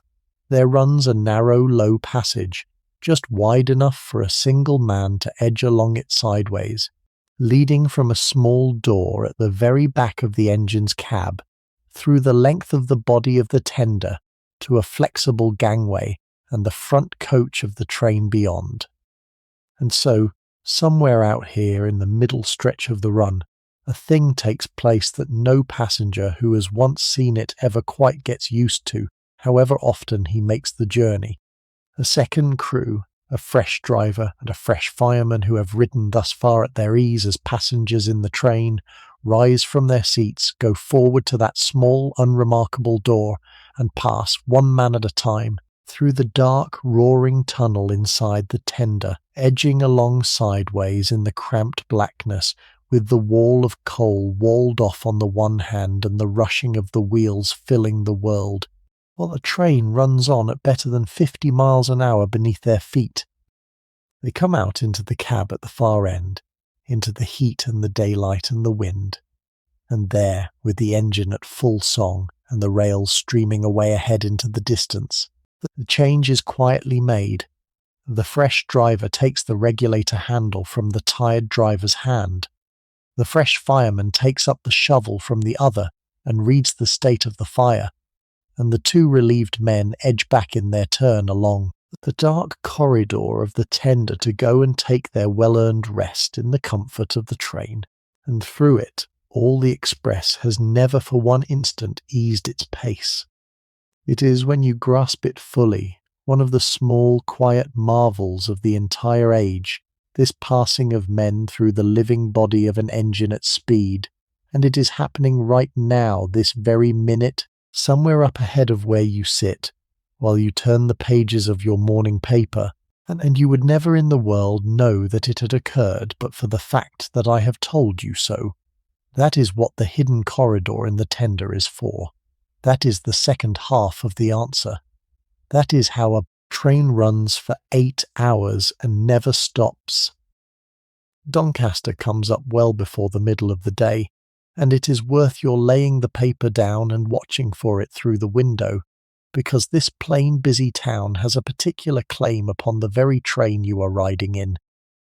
We come down toward it through a country grown busier and grimmier by the mile, the soft green of the south shading away, now into the smoke and iron of the industrial north. Pitheads standing up here and there on the skyline with their tall winding wheels turning, black slag heaps, the first real coal fields of the journey, long strings of loaded coal wagons standing in the sidings. And then the town itself draws in around the line, and beside the track, spread out over many acres behind its walls, there lies a great works of soot-darkened brick and long glass roofs and tall smoking chimneys,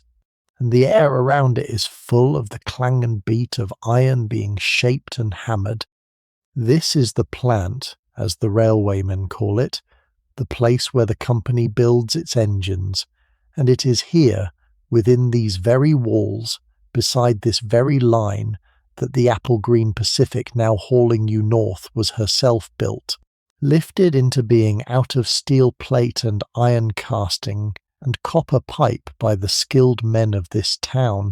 wheeled out new and gleaming onto these very metals a few years ago to begin the working life that has brought her, today, to the head of the most famous train in the world. Every one of her green sisters was born here too, the whole stud of express engines, brought into the world in the smoke of Doncaster, and sent out from it to run the length and breadth of the kingdom. We go through the station without the smallest pause, as we go through all of them today, and the work slides by beyond the glass. And somewhere within the din of it, very likely, a new engine is at this moment taking shape on the erecting shop floor that will one day fly north at the head of this train, as our green engine flies now. There is something deeply fitting, I always think, in passing the birthplace at full speed, the made thing tearing past the place of its own making and not pausing for it, because the entire purpose of the made thing is precisely that it shall not have to pause.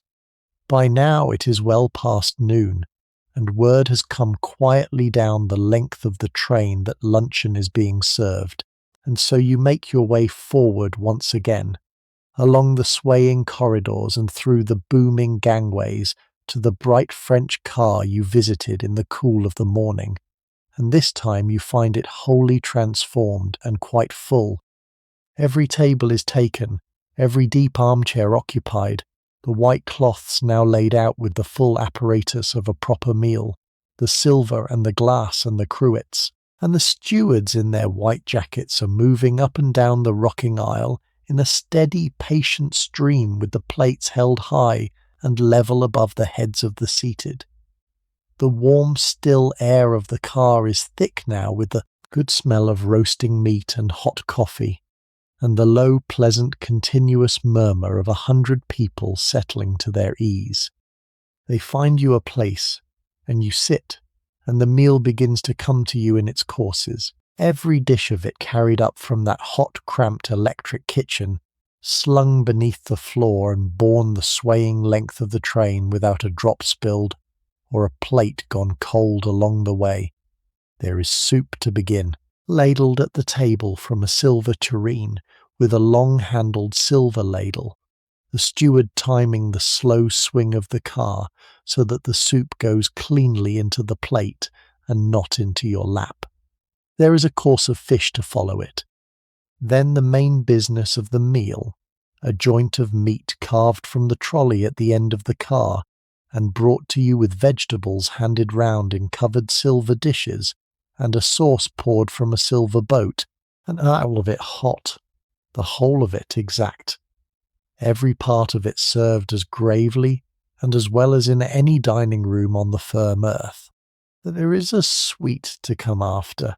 and then a little cheese, and then coffee once again, and through the entire length of the meal, the green and gold country of the north of England goes streaming past the wide windows a few feet from your plate, the fields and the spinneys and the grey stone villages and the church towers all wheeling slowly and grandly by on either hand, so that you dine, in the plain truth of it, inside a moving landscape,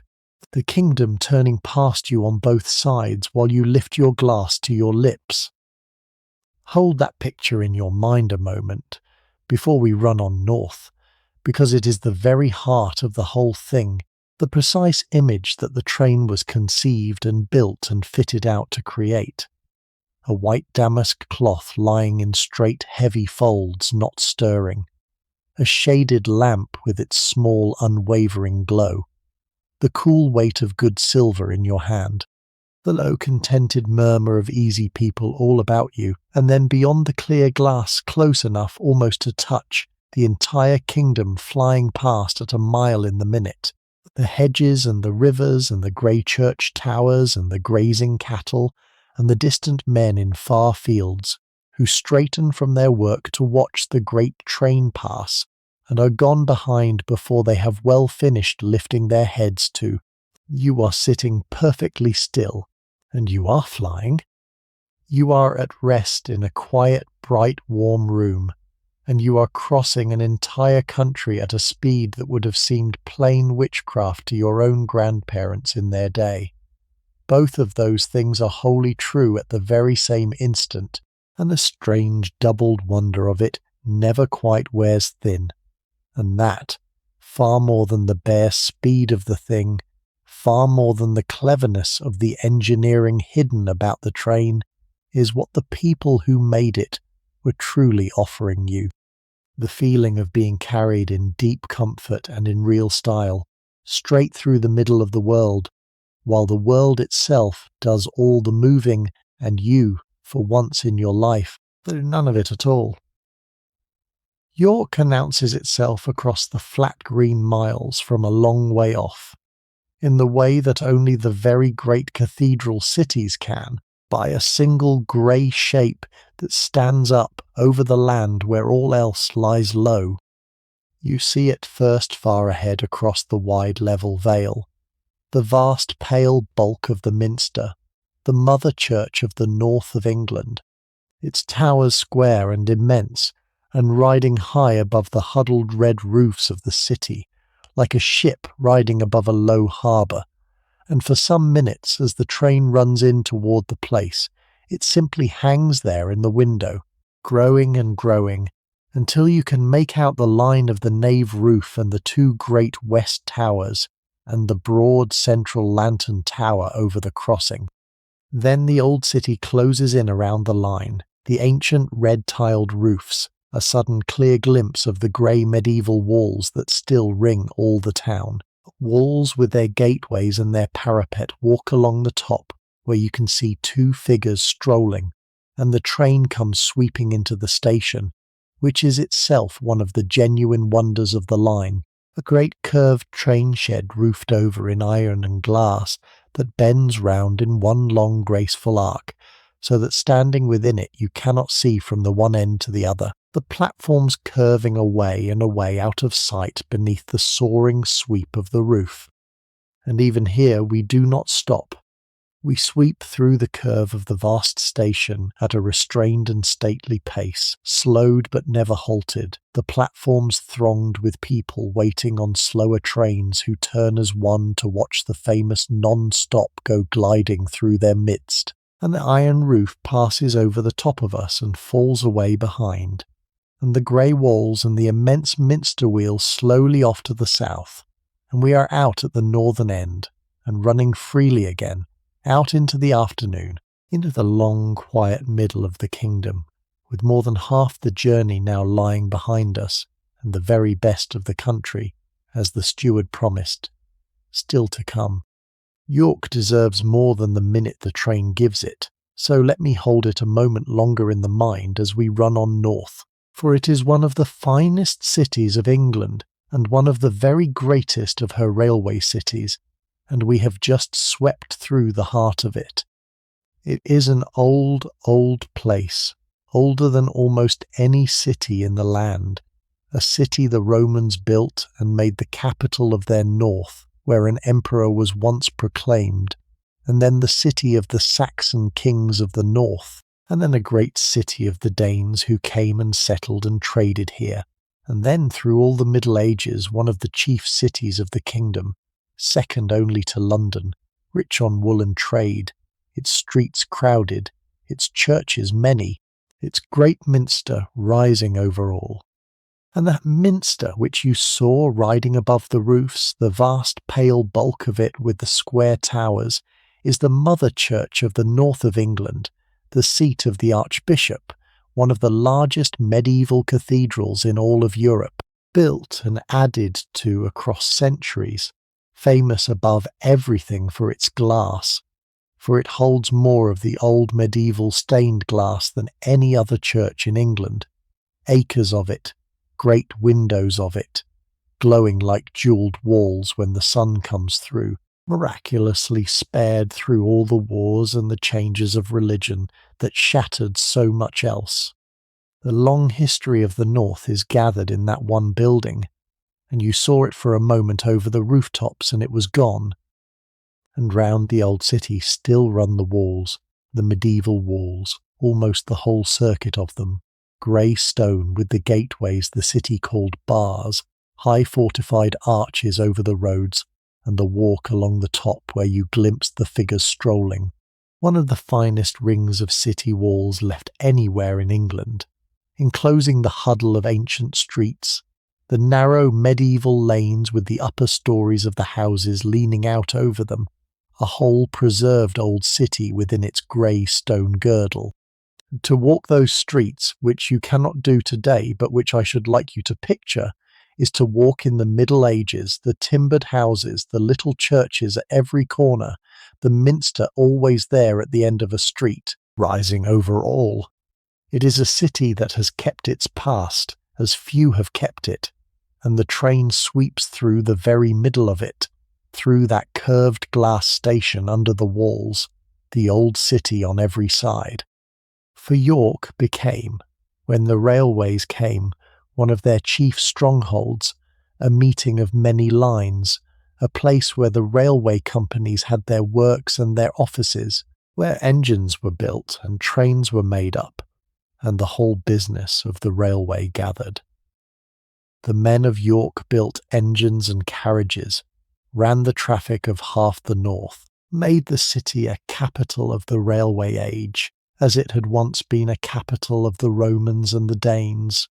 The great curved station you swept through, that arc of iron and glass, was one of the largest and the handsomest in the kingdom when it was built, a cathedral of the railway raised within sight of the cathedral of the church, the new power and the old standing close together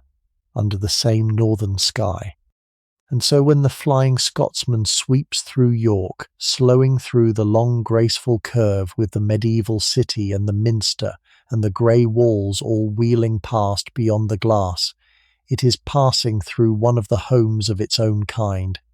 a city that the railway made its own,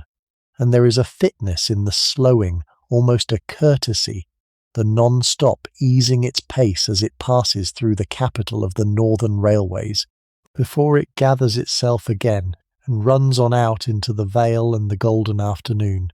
Somewhere along these miles, if you are watching closely, you will see the engine drink, and now that you know what it is, you will not mistake it for anything else. The train is running hard and level, and then there comes, quite suddenly, a change in the note of it,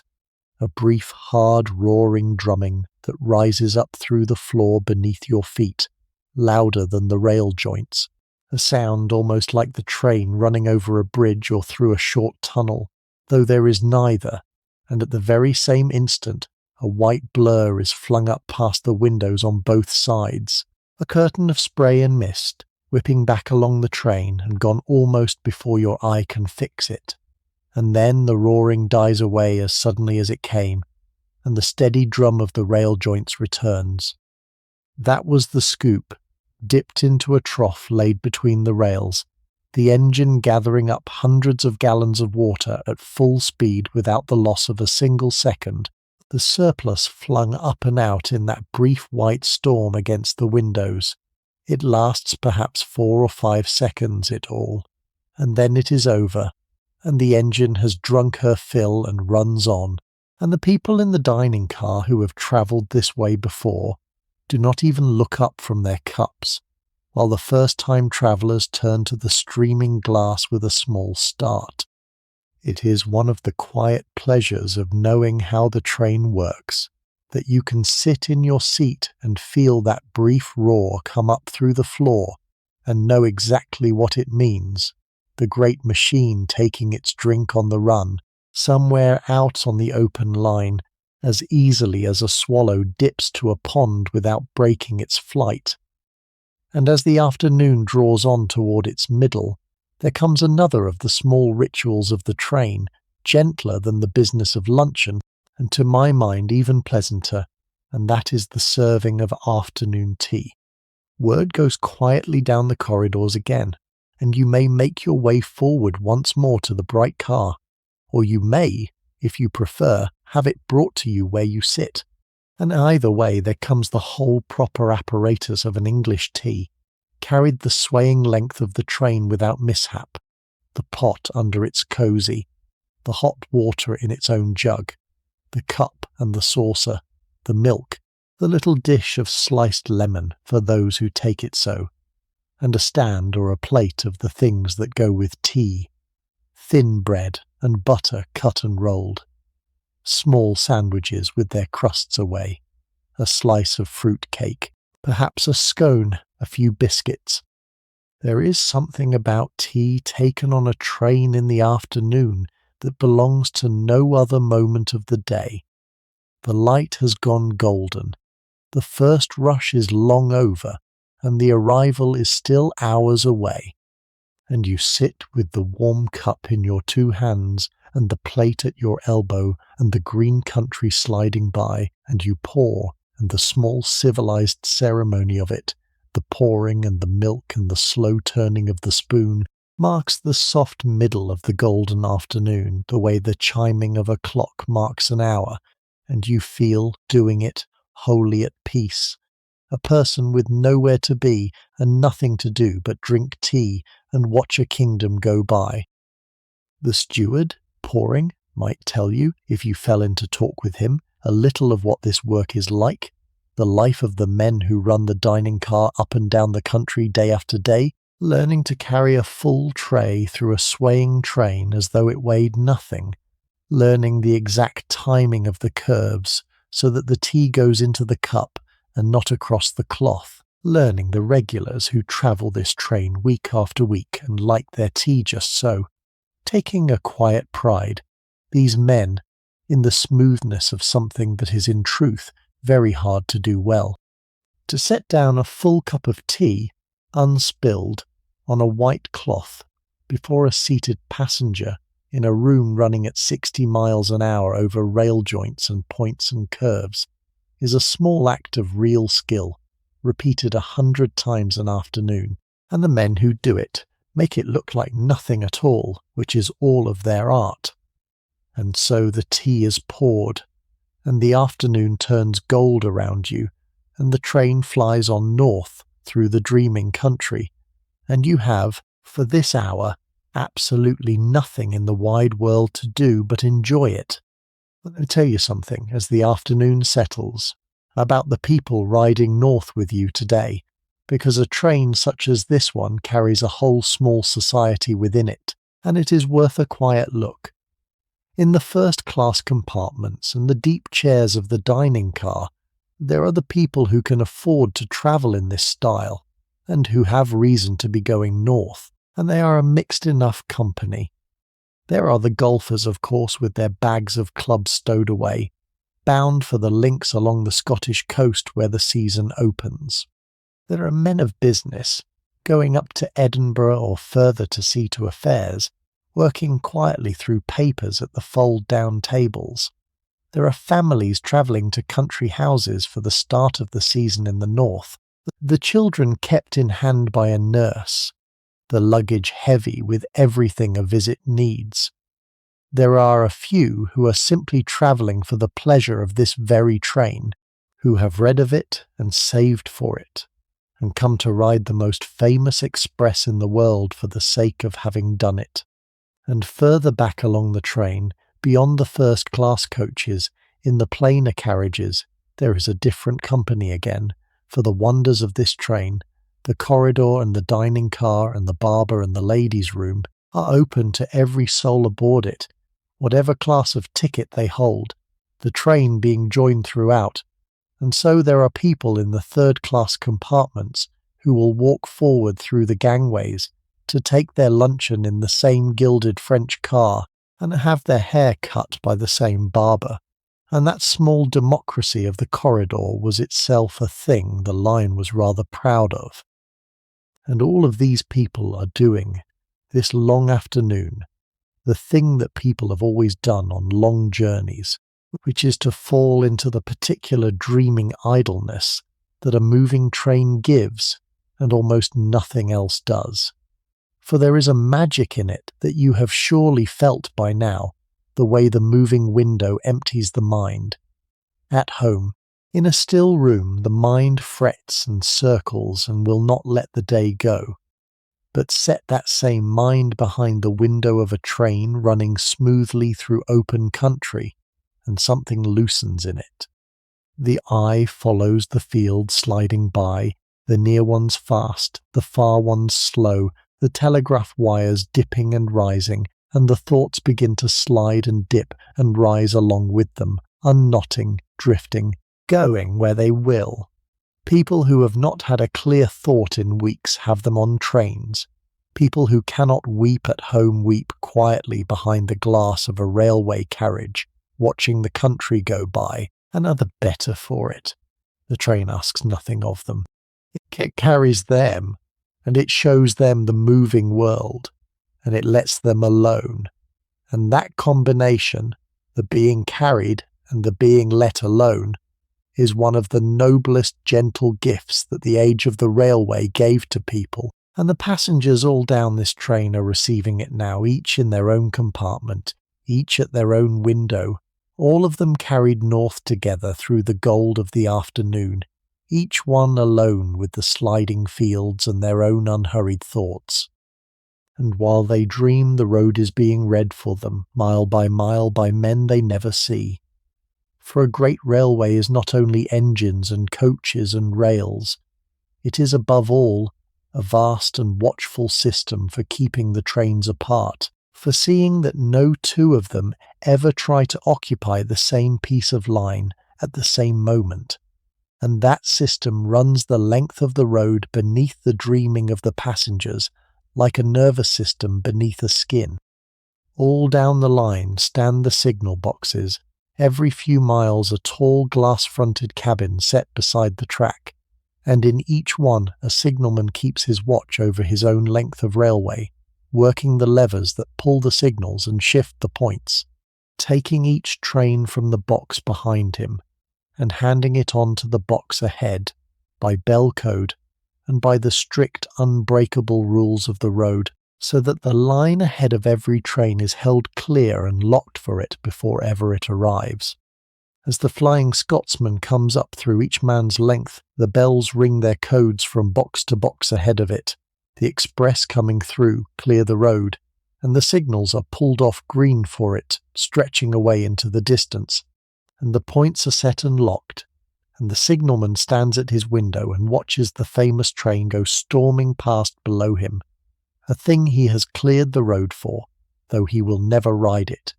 And then he turns to his bells and his levers and hands it on to the next man up the line.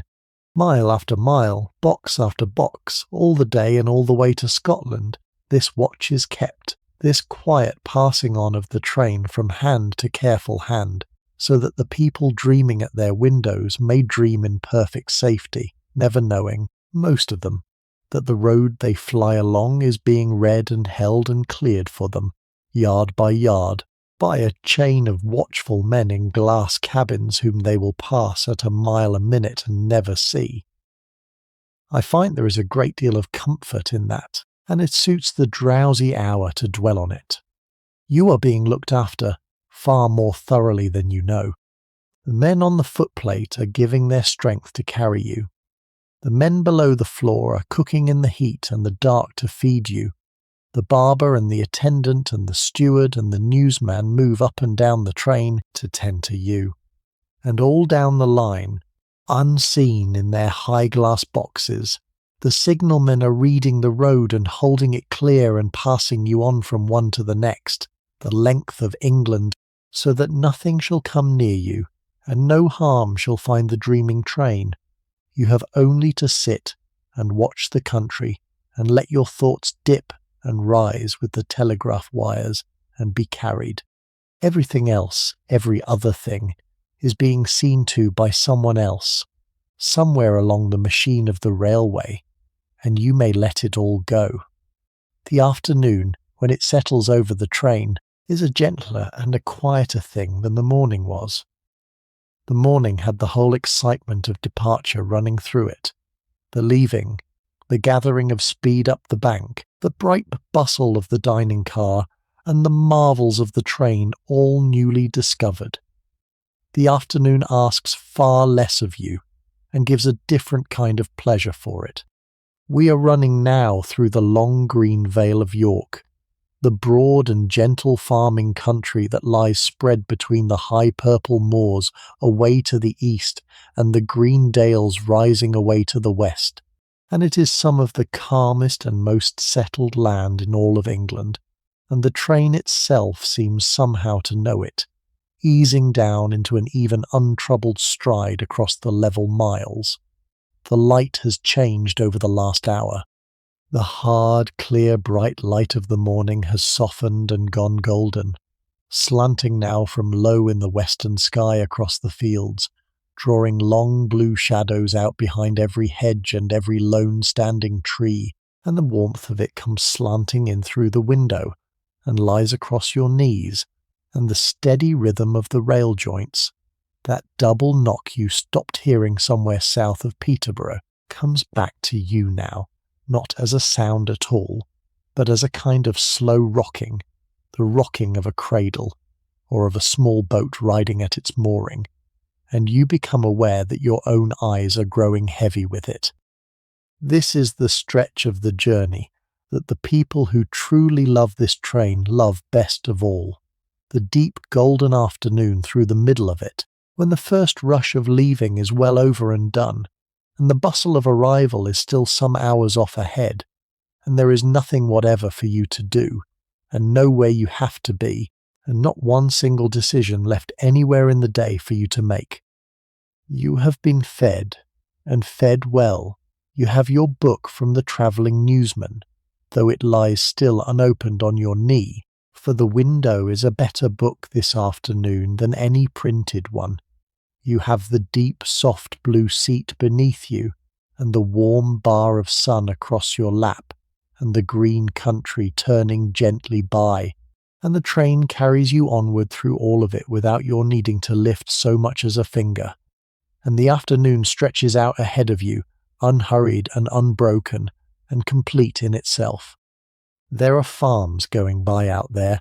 old grey stone farmhouses set square among their barns and their stackyards, the hens scratching in the yard, the dog asleep in a patch of sun by the door, and there are fields of young green corn that ripple and run like water under the wind of our passing, and cattle standing motionless in the shade of a hedge with only their tails going, and here and there a whole small village wheeling slowly past,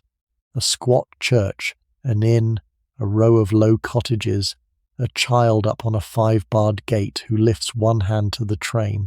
None of it is in any hurry. None of it knows or cares in the least that the most famous train in the world is at this moment passing the foot of its fields.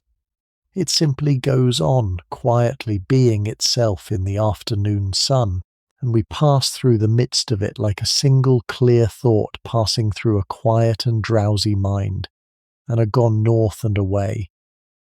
Darlington comes along in the middle of this golden stretch, and though it is only a plain enough northern town to the passing eye, you really ought to know what once happened here, because without this unremarkable place there would be no train beneath you at all, no railway, no journey, none whatever, of everything you have spent the day sitting inside.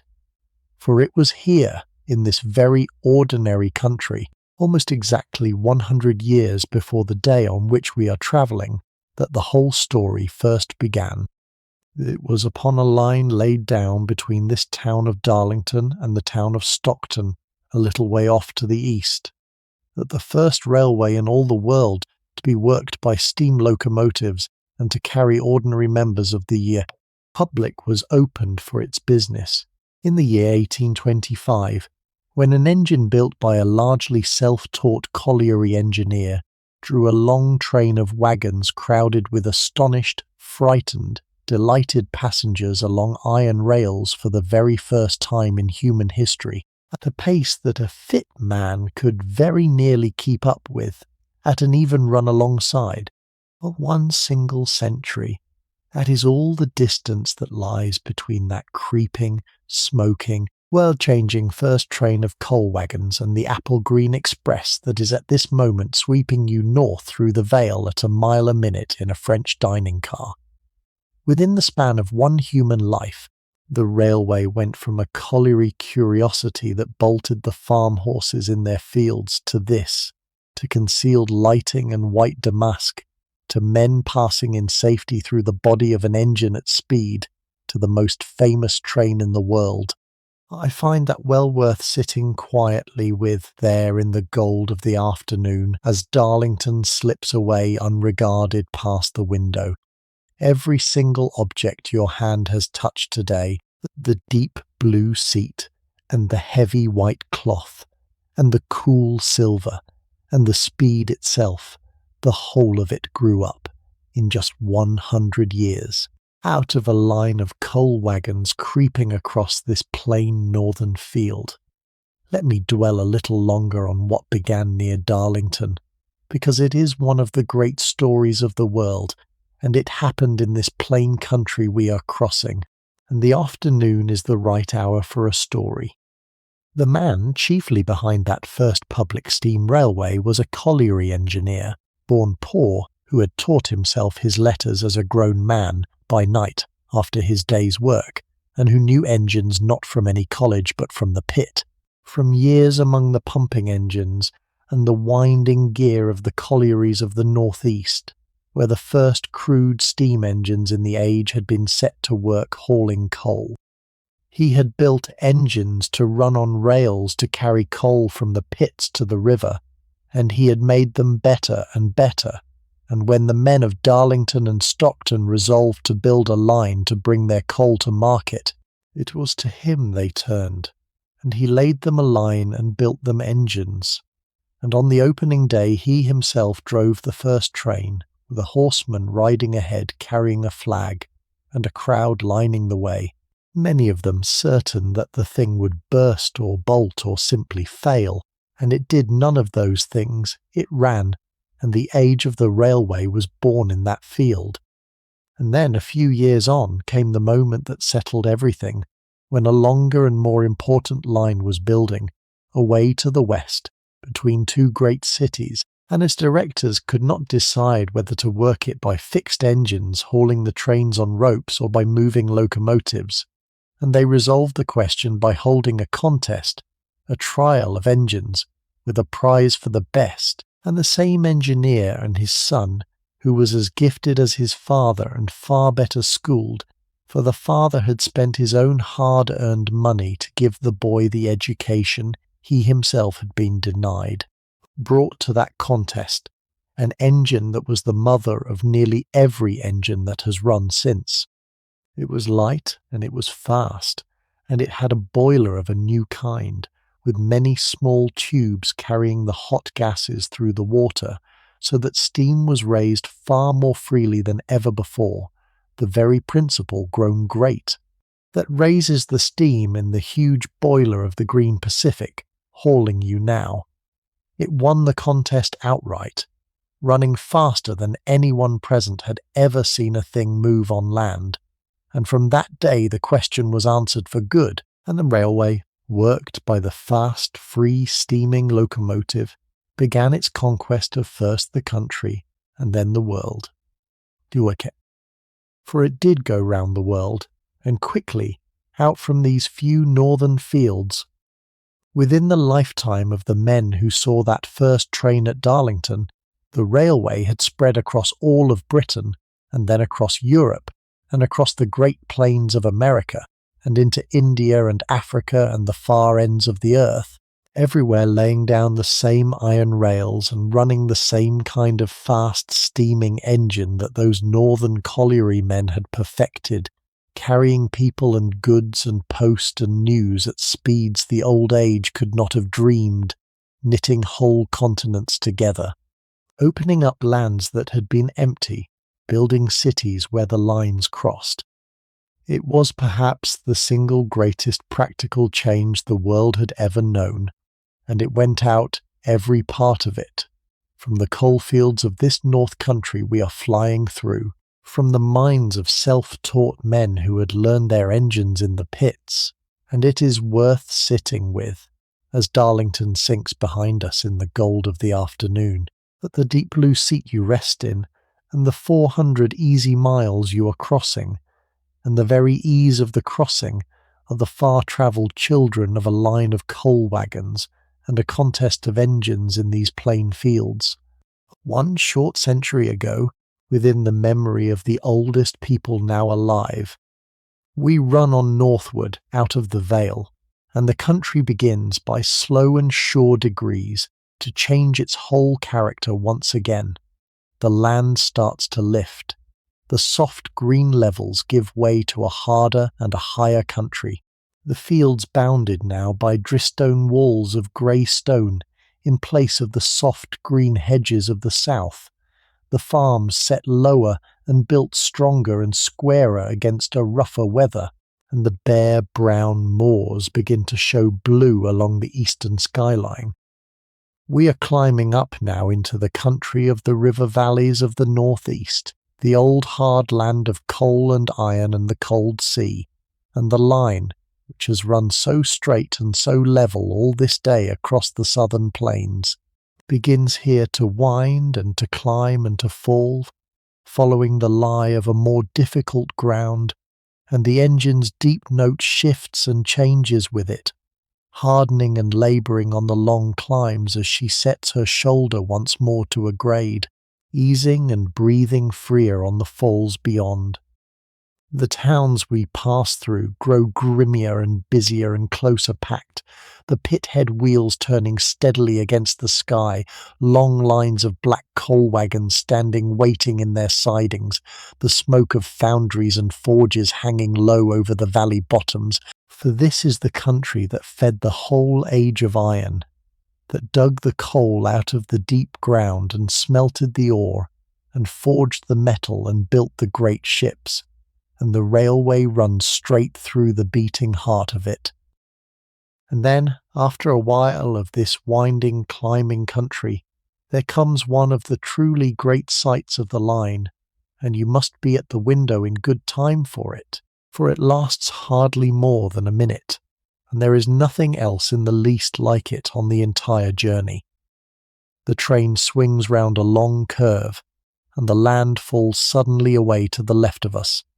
and there, across a deep wooded gorge with a river winding slow in the bottom of it, set high upon a horseshoe crag of rock, with that same river curling round 3 of its sides like a moat, stands the ancient city of Durham, and upon the very crown of that rock, lifted up high above everything around it, there stand side by side 2 of the noblest buildings in all of England, the castle and the cathedral. The one is the old fortress of the Prince Bishops, who ruled this border country for the king in the hard old days, square and strong and grey.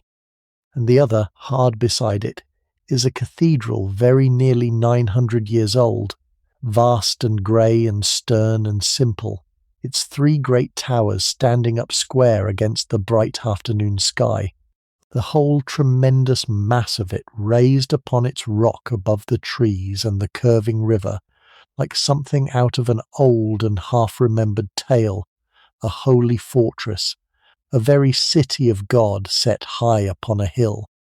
The train runs out across a high viaduct along the western edge of the city, and so for one suspended minute, the whole scene is laid out below you and beside you all at once, the rock, the looping river, the huddled old red roofs climbing the steep slope,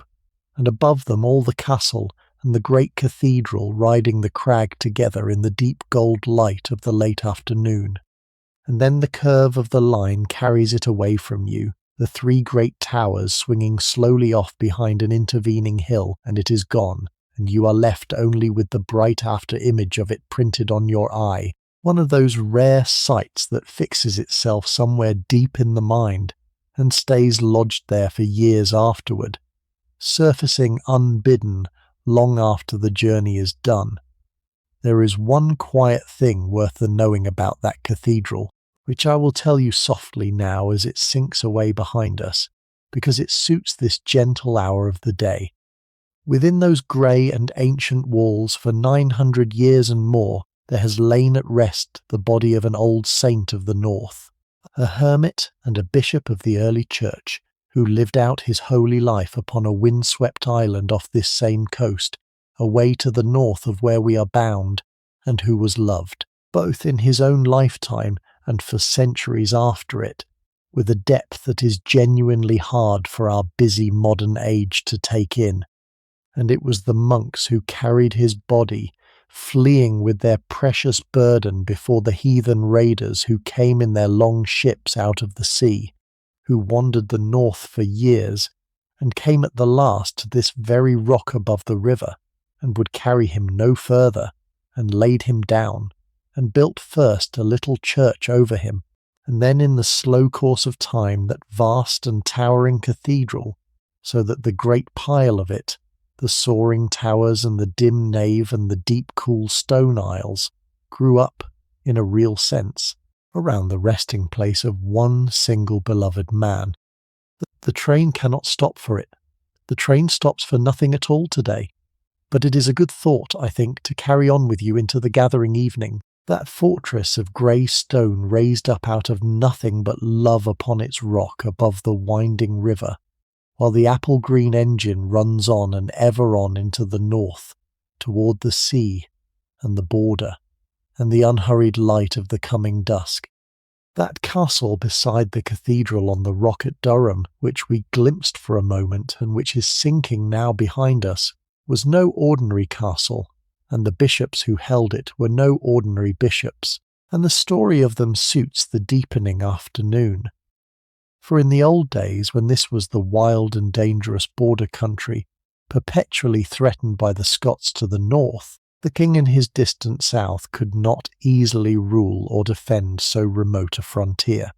and so he gave over the ruling of it to the bishops of Durham, and gave them, with the mitre, very nearly the powers of a king. The prince-bishops, men called them,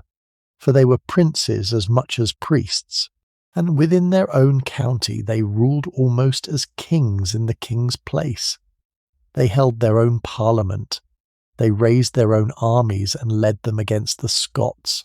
They struck their own coin in their own mint. They held their own courts and gave justice in their own name. They had their seat in that castle on the rock, and from it they governed and defended all the northeastern march of England, for the crown, bishop and baron and general all in the one man, and the cathedral beside the castle was their own church, and the saint within it their own great glory, and the source of much of their power and their wealth, for the pilgrims came in their thousands to the shrine, and the offerings came with them. It was a strange and a mighty arrangement,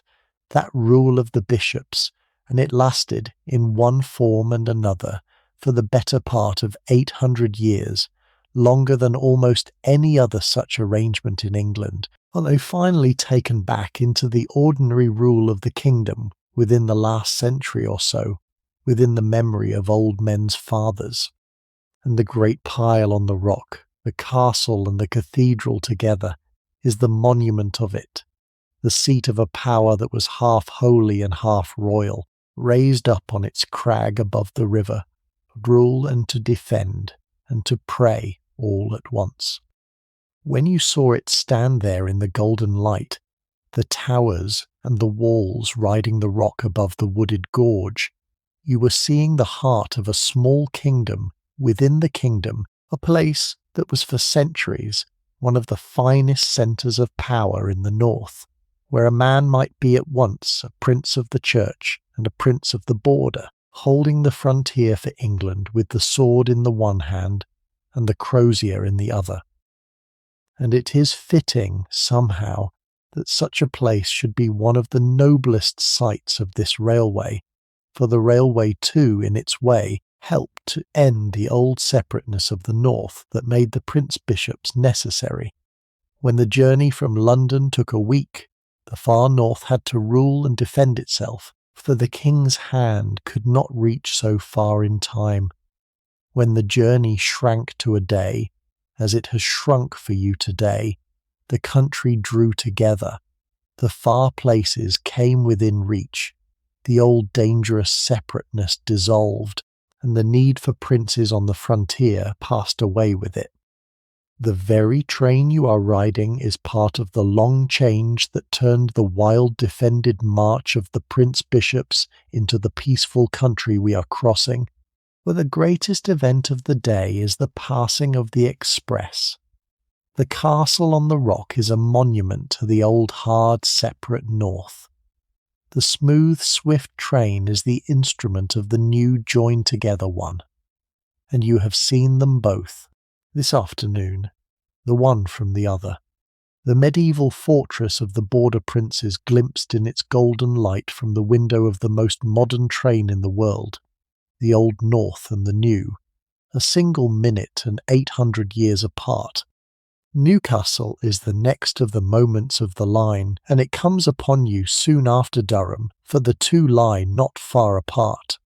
The line comes down off the high hard country toward the valley of the River Tyne, and a great dark proud city gathers itself around the train, a city built of soot-blackened stone climbing the steep banks on either side of its famous river, and the train slows a little, as it must, for the approach to the Tyne is one of the most dramatic single pieces of railway in the kingdom. For the river here runs in a deep gorge, far down below the level of the city's streets, and the railway must cross it high up in the open air, and so the train runs straight out onto a bridge flung clean across the gorge, the high-level bridge, a mighty work of iron raised up by one of the heroic engineers of the last century, carrying the railway along its upper deck high above the roadway and the river both. And as you run out across it, the whole valley of the Tyne opens up dizzyingly beneath you, the brown tidal river crowded with shipping far below, crossed by bridge after bridge, stacked one beyond the next up and down the length of the gorge, the busy quaysides, the warehouses, the tall cranes leaning over the water, the drifting smoke, and climbing the steep, far bank, the crowded old town with the square keep of its ancient castle, the castle that gave the place its very name, and the strange and beautiful crown-shaped spire of its great church standing up among the roofs.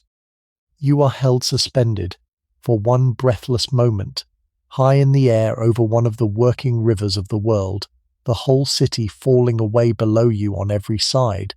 and then the far bank rises up to meet you, and the train comes off the end of the bridge and curves at once into the high central station, another of those magnificent curved sheds of glass and iron,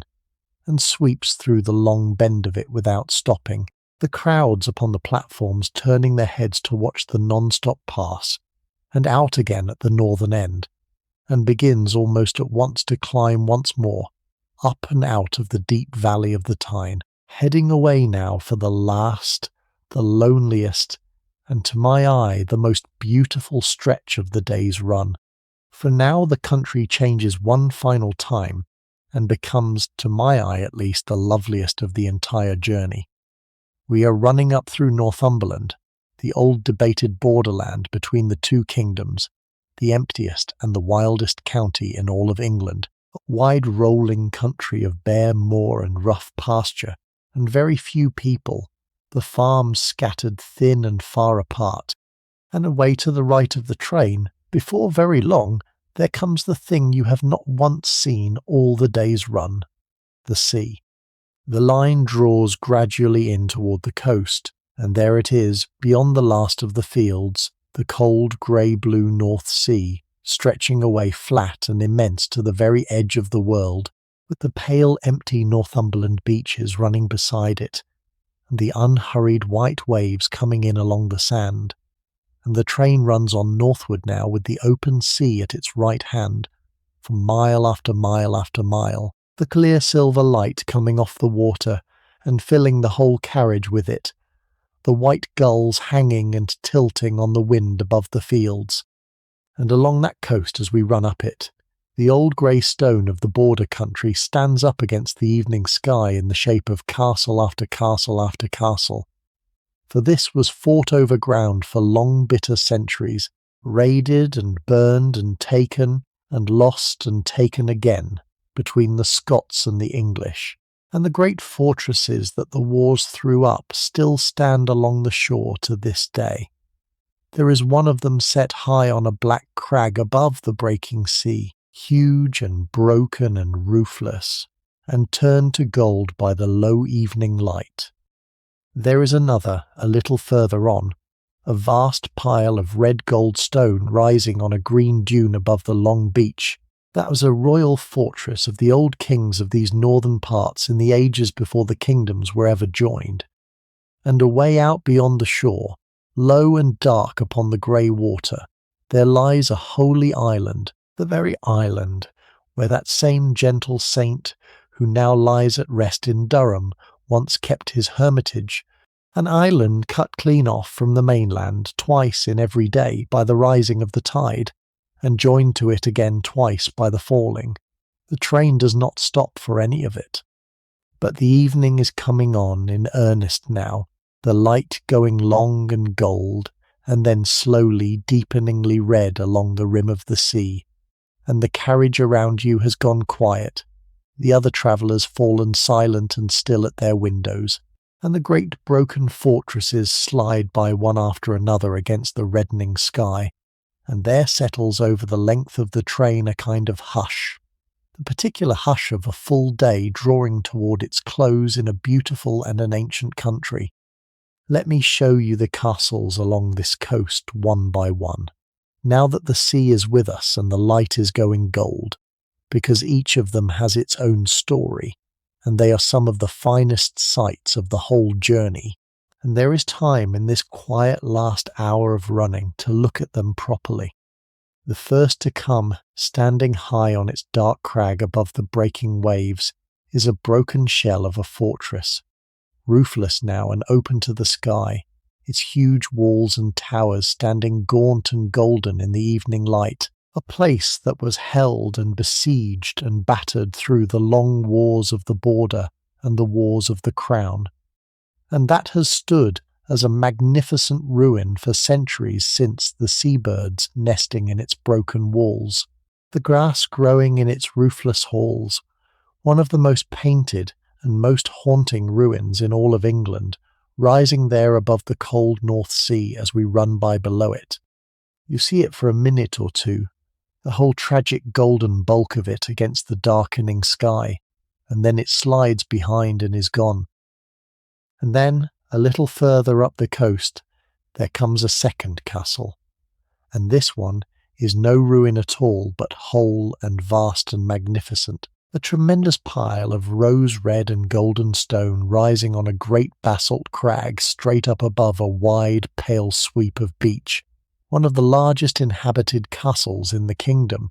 That was a royal fortress in the old days of the northern kings,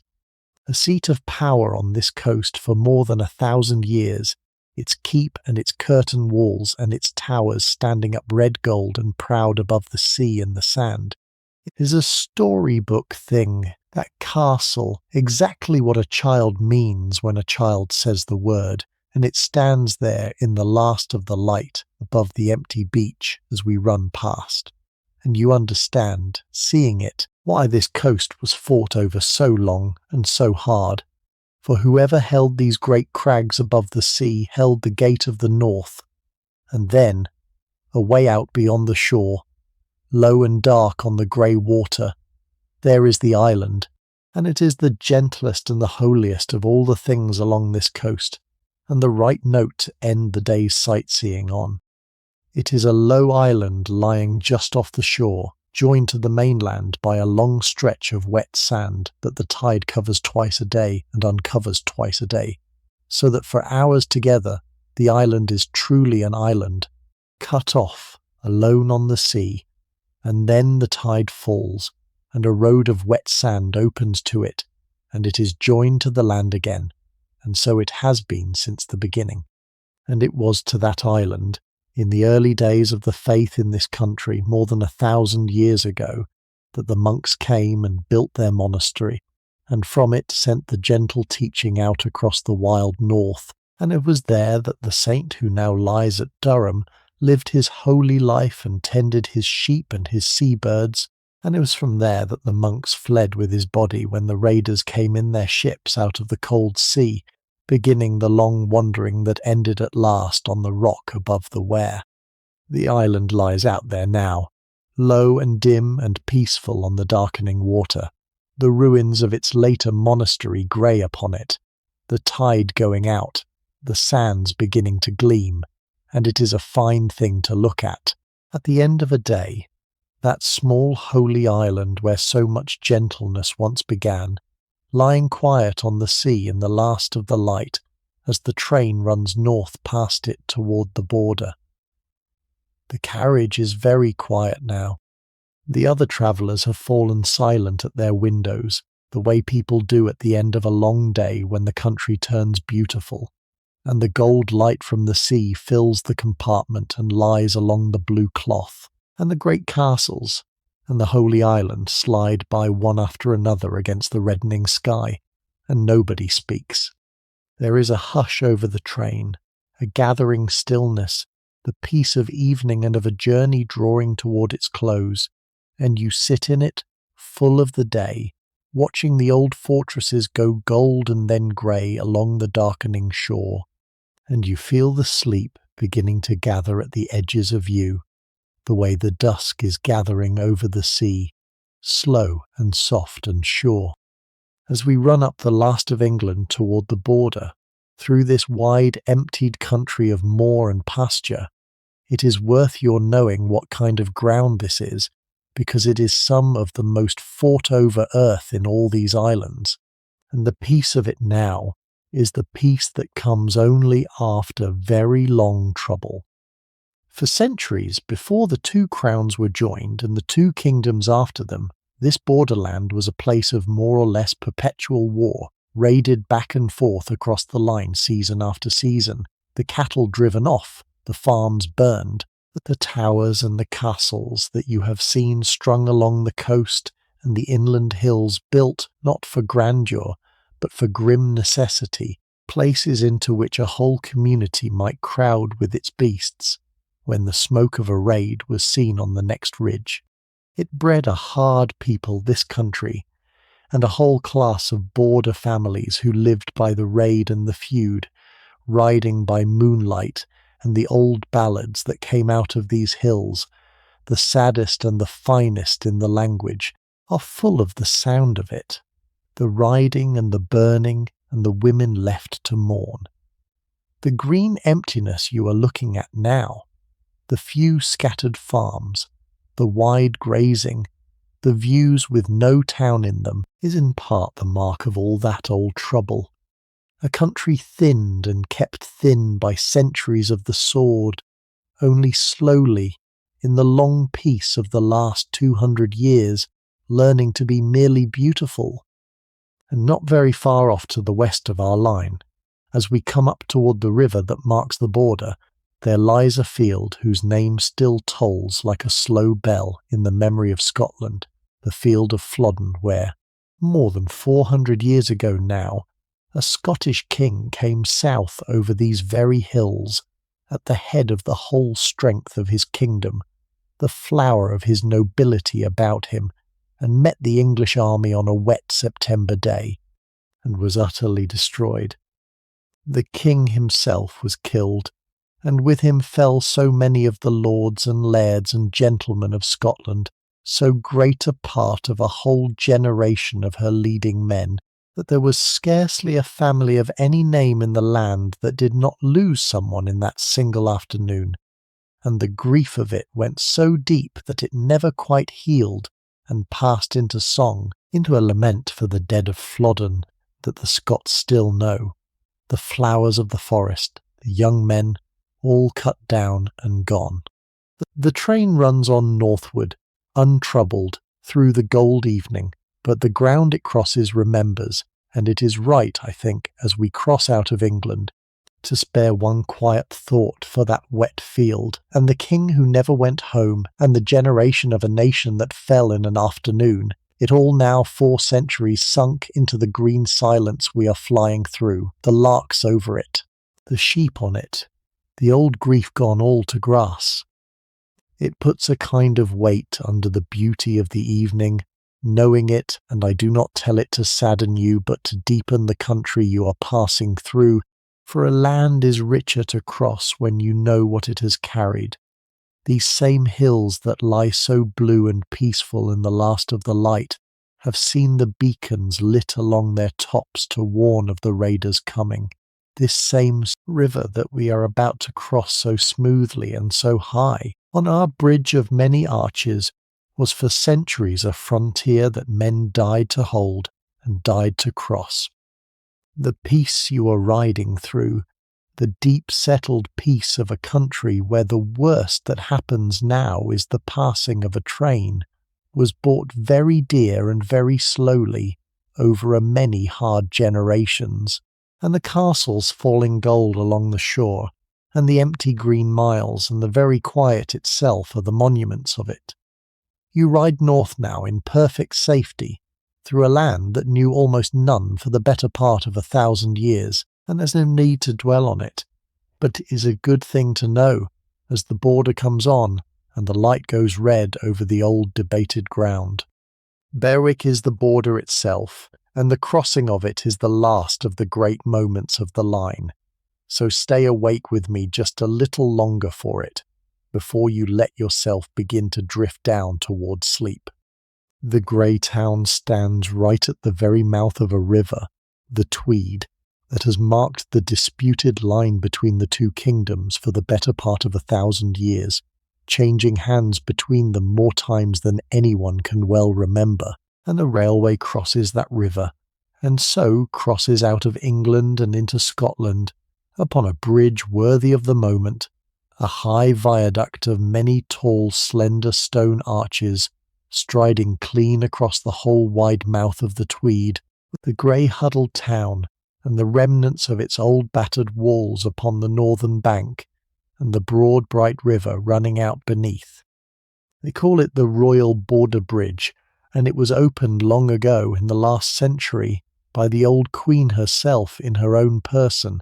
and as the train runs slowly out onto it, the whole estuary lies spread below you, the river, the little harbour, the fishing boats drawn up, the open sea beyond it all of it caught and held now in the last deep red gold light of the dying day. And you cross, slowly and very high in the air, out of the one country and into the other. South of the bridge, behind you now, England. North of it, ahead, Scotland. The fields upon the far bank look no different in the failing light from the fields upon the near one, the same grey stone, the same green grass. And yet you know, crossing that high bridge in the last of the light, that you have passed over a real and an ancient frontier, that the whole day's run has carried you clean out of one nation and into another, and that the end of it all now cannot be very far ahead. The first miles of Scotland, once the border is crossed and the light is going, are some of the gentlest of the run, and I should like to walk you through them slowly, for the day is nearly done, and there is no hurry left in it. The line comes off the high border country and runs down toward the sea again, and for a while the cold grey Firth is there on your right hand once more, going dim and pewter-coloured in the dusk, the last light lying along it, a fishing boat or two making for harbour. There are little towns along this coast, old grey Scottish burghs of stone, their houses crow-stepped and steep-roofed, gathered round small harbours where the boats lie, and the train runs past them as the lamps are being lit in their windows one by one, but warm points of yellow in the gathering blue, and you catch for a moment the life of an evening in each of them, smoke rising, a figure crossing a street, a lit window, and then it is behind you and the open country comes again. And inland, away to your left, there rises through the dusk the gathering dark wall of a range of hills, smooth and rounded and bare, the Lammermuirs, the hills that stand between this coast and the inland country, going purple and then black against the last of the western light, their tops bare to the sky, the sheep on them somewhere in the dimness, the becks running down off them through the half-dark. It is sheep country up there, high and lonely, the kind of country where a shepherd may walk all day and see no one, and as the train runs along below the hills in the failing light, there is a great peace to it. The dark hills on the one hand, and the dim sea on the other, and the train running quiet between them through the blue Scottish evening, the country emptying, the lights of the farms coming on across the fields, the day folding itself away. This is the country of the old ballads too, this borderland we have come into, the country of the old songs of love and death and the riding moon. And there is something in the dusk of it, the dark hills and the pewter sea and the lonely farms, that seems to hold the whole sadness and sweetness of those old songs. The country that made them lying quiet now in the evening as the train goes through. The light is nearly gone. The hills are black. The sea has gone to a last pale gleam. And the train runs on through the gloaming north and always north, toward the lights of the capital that are not far ahead now,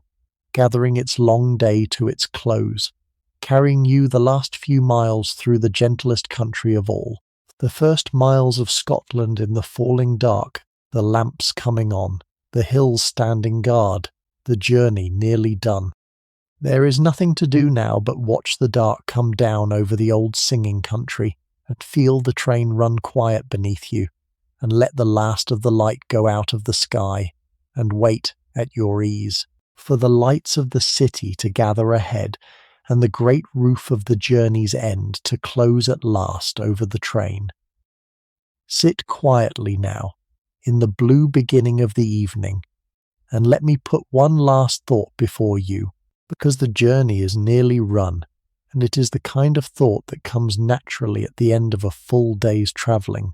Think of what this train has done to distance and to time in the lifetimes of the people riding it.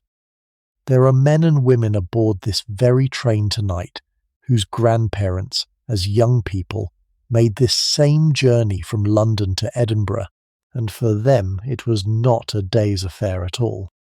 By the coaching roads, in the years before the railway, the journey north took the better part of a week, days and nights of it, jolting in a coach over rough roads, putting up at inns along the way, changing horses, enduring the weather and the highwaymen, and the sheer grinding length of it, and arriving at last footsore and weary and several days older. To go from the one capital to the other was a serious undertaking, planned for, saved for, a thing you might do a few times in a life. And now, within the span of a single long memory, the same journey has shrunk to this, to 8 hours in a deep chair with luncheon served, the whole of it begun after breakfast and ended before bed. The kingdom that took a week to cross, now crossed between one night's sleep and the next. The railway did that. In less than 100 years it took the distances of the country and folded them up small, and put them in reach of ordinary people, and changed forever what it meant to be far from home.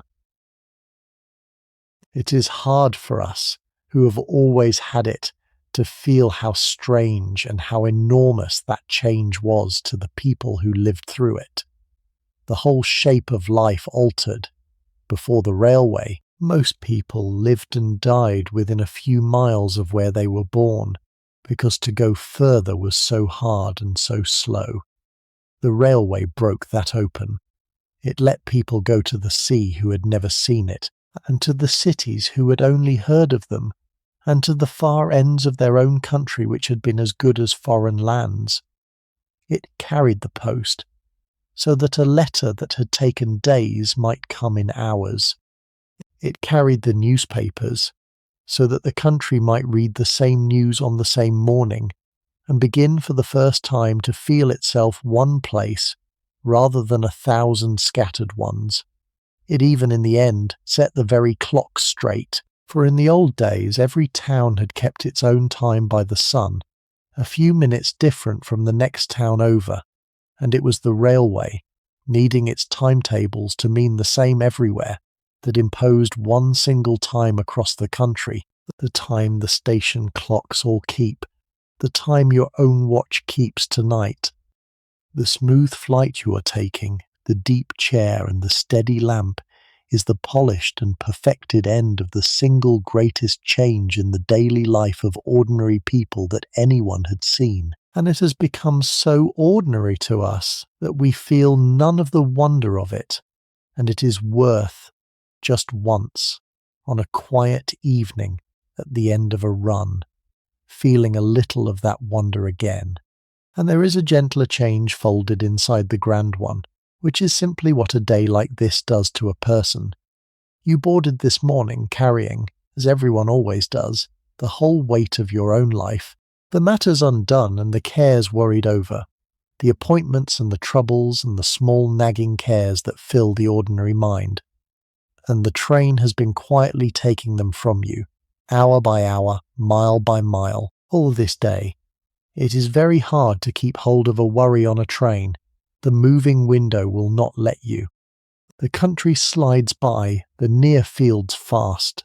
the far hills slow, and the eye follows it, and the mind follows the eye, out of itself and into the world going past. And the grip of the cares loosens finger by finger until somewhere around the middle of the afternoon you notice that you have not thought of any of them for an hour, that you have been, without trying, simply and completely at peace, watching a kingdom go by. That is the real gift of the long journey, deeper even than the comfort or the speed. It empties you. It carries you out of your own life for a day, and sets you down at the far end lighter than you began, and the 400 miles of country that have flowed past your window have flowed somehow right through you, and carried a good deal of the weight away with them into the south. You are not the same person stepping down at Edinburgh that you were stepping up at King's Cross. You are a rested one. The train did that too, along with all the rest. The approach to Edinburgh is like the approach to no other city in the kingdom, and you should know a little of what you are coming down into, because the strangeness of it is part of the beauty. Most great cities a train enters from the level, running in over the rooftops or in beneath them through miles of suburb and siding. Edinburgh you enter from above and from the side, dropping down a descent toward a city built on the bones of old volcanoes, a city of crags and ridges and sudden valleys, the most dramatically placed of all the cities of these islands. The line comes round, and every part of it begins to open before you in the dusk, the great ridge of the old town climbing away to its castle, the ordered streets of the new town spread on their slopes to the north, and between the two of them, a deep green valley running through the very middle of the city, and it is down into the bottom of that valley that the train is bound. There is a story to that valley, and it is worth the telling as we drop toward it. For it was not always green. In the old days, when the city was only the one steep ridge of the old town crowded along its spine below the castle, there lay along the northern foot of that ridge a loch, a long, narrow sheet of water, and it served the town as a kind of moat, a defence on that side. But as the centuries passed and the town grew filthy above it, The lock became the place where all the foulness of the city drained, until it was no lock at all, but a stinking marsh, a byword for everything the crowded old town had become. And when the city, in the age of its enlightenment, set out to remake itself, to build the splendid ordered new town on the slopes to the north, and to become the handsome capital it is today, one of the first things it did was to drain that noxious lock away, and the valley it left behind was made over, in the end, into gardens, a green ravine of grass and trees running through the heart of the city beneath the castle rock. And it was into that drained valley, that former lock-turned garden, that the railways came when their age arrived, laying their lines and raising their station along the green floor of it, so that the trains run today through the bottom of the old vanished lock, beneath the bridges that stride across the valley, with the gardens on the one hand, and the castle rock rising sheer on the other. The very name the station bears was taken from the novels of the man who, more than any other, taught Scotland and the world to love her own history, the Waverley novels, so that you arrive, at the end of this long journey into the past, at a station named for a story. And so the train comes down, in the last of the light, into that green valley in the middle of the city, and the city rises around you on both sides as you descend, the lamps of it coming on in their thousands up the dark slopes, the old town piling up to your left along its ridge with the castle at the head of it, the new town ordered and elegant to your right, and the gardens dim and green in the valley floor ahead, where once the lock lay and the marsh stank, and now there is only grass and the railway running through. You have come down out of the high border country, down off the moors and across the river and along the sea, and down at the last into this, into the strangest and the most theatrical of all the approaches, a great old city on its crags going blue and gold with evening above you, as the train sinks gently down into the green heart of it. The castle stands black on its rock against the last of the western light. The lamps climb the hills, and the train, slower and slower now, runs in along the valley floor toward the roof of the station, with all of Edinburgh rising lit around it into the dusk, and the end of the journey after 8 hours and 400 miles no more than a few hundred yards ahead.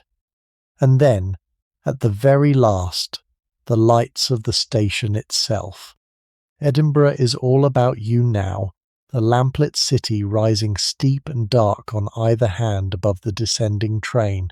and as you come down the last of the slope into the bottom of the green valley, you see, lifted up high upon a sheer black crag against the very last green light in the western sky, what crowns all the city, and all of this long day's journey both, the ancient castle of Edinburgh upon its rock, far up above the station, its rugged outline black and immense and immeasurably old against the dusk, the climbing lights of the old town tumbling away down the ridge below it, and away on the other side of the city, the dark sleeping shoulder of a great green hill rising over the rooftops, like a lion couched at rest. The train runs in beneath it all, slower now and slower still, the platforms of the valley station coming up alongside, the long glass roof closing over the top of you once more, the platform lamps sliding by more and more gently, and then with the very softest easing of all, a low sigh of the brakes and a final settling of the train down into stillness, you stop. After 392 miles and 8 full hours, and not one single halt in all of that great distance, the most famous train in the world comes to its quiet rest beneath the roof of Waverley Station, deep in the blue dusk of a Scottish spring evening, and the longest journey in the world is over. For a little while the train simply rests, and you with it, and the station receives you. It is a strange and a wonderful place to arrive at the end of such a day, this station sunk in the green valley in the middle of the city, for as you sit in the stilled train and look out, The little platforms stretch away under their roof, and beyond the roof, where the valley walls rise, the city climbs into the dusk on every side, the lamps of it pricking out in their hundreds and thousands up the dark slopes, the high black ridge of the old town piled against the last of the western light with the castle at the head of it, and the cool evening air comes in through the let-down window smelling of the sea and of coal smoke and of something else, something sharper and cleaner and altogether northern, the smell of a different country at the end of the day. You have arrived. After 8 hours and 400 miles, after the long unrolling of England, you are here, in Scotland, in the blue spring evening, and the strangeness of arriving so far from where you began, all in a single day, between one breakfast and one bedtime, comes over you quietly as you sit there in the resting train. Out on the platform the life of arrival is beginning, gentle and unhurried in the evening quiet. The doors are opening down the length of the train, and the travellers are stepping down, the golfers and the families and the men of business, and the ones who came simply to ride the famous train, all of them a little slowed and softened by the whole day, gathering their cases, calling for porters, moving off down the platform toward the barrier and the city beyond in twos and threes. The porters come along the train with their barrows. Somewhere a voice is calling something in the broad, soft accent of the place, the first Scottish voices you have heard, and they tell you, more than the castle, or the valley, or the northern light, that you have truly come to another country. The attendant comes to your compartment to see you down, and hands out your case, and wishes you a good evening, and a pleasant stay in the north. And you step down at last from the warm teak world that has carried you all day onto the solid stone of the platform, and your legs, so long rocked by the motion of the train, feel for a moment strange on the unmoving ground, the way a sailors do stepping ashore, the floor of the world gone suddenly and absolutely still after 8 hours of the sway. And you stand there a moment on the platform in the blue evening, at the end of the line, at the end of the day, with the express cooling and ticking beside you, and the city of Edinburgh rising lit into the dusk all around, and you feel all the journey settle in you, the way a long piece of music settles in the moment after it ends. The smoky roof of King's Cross this morning a whole world ago, the racing fens, the bright dining car, the cathedral on its rock, the castle's gold along the sea, the border crossed high over the river, the gentle dusk through the singing country, and now this, the stone platform, the northern air, the lamps climbing the dark hills, the journey's end. It was a day out of the ordinary run of days. You were carried in comfort and in peace, the length of a kingdom, and you watched it all go by, and you arrived rested and lighter than you set out, and the train that did it for you stands there now beside you in the dusk, its work done, breathing quietly, the most famous train in the world, at rest at the end of the line. You sit a moment longer before you rise, the way that one always does at the end of a journey, while the train ticks and breathes and settles around you, and the other travellers gather their coats and their cases in the corridor. Out on the platform the lamps are all lit now, and the porters are coming along the train, and beyond the edge of the roof the black castle stands up on its rock against the last of the light, and the cool northern evening waits outside, smelling of the sea and of coal smoke, and of a different and an older country. You have crossed a whole kingdom in a single day.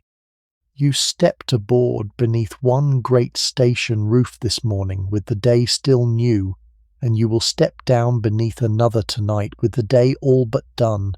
and between the one roof and the other there lay a whole world, carried past your window, served at your table, hidden cleverly within the body of the engine, the green and gold miles of England, turning all the daylight hours beyond the glass while you sat still and at your ease, and were borne north through every one of them, in comfort and in quiet.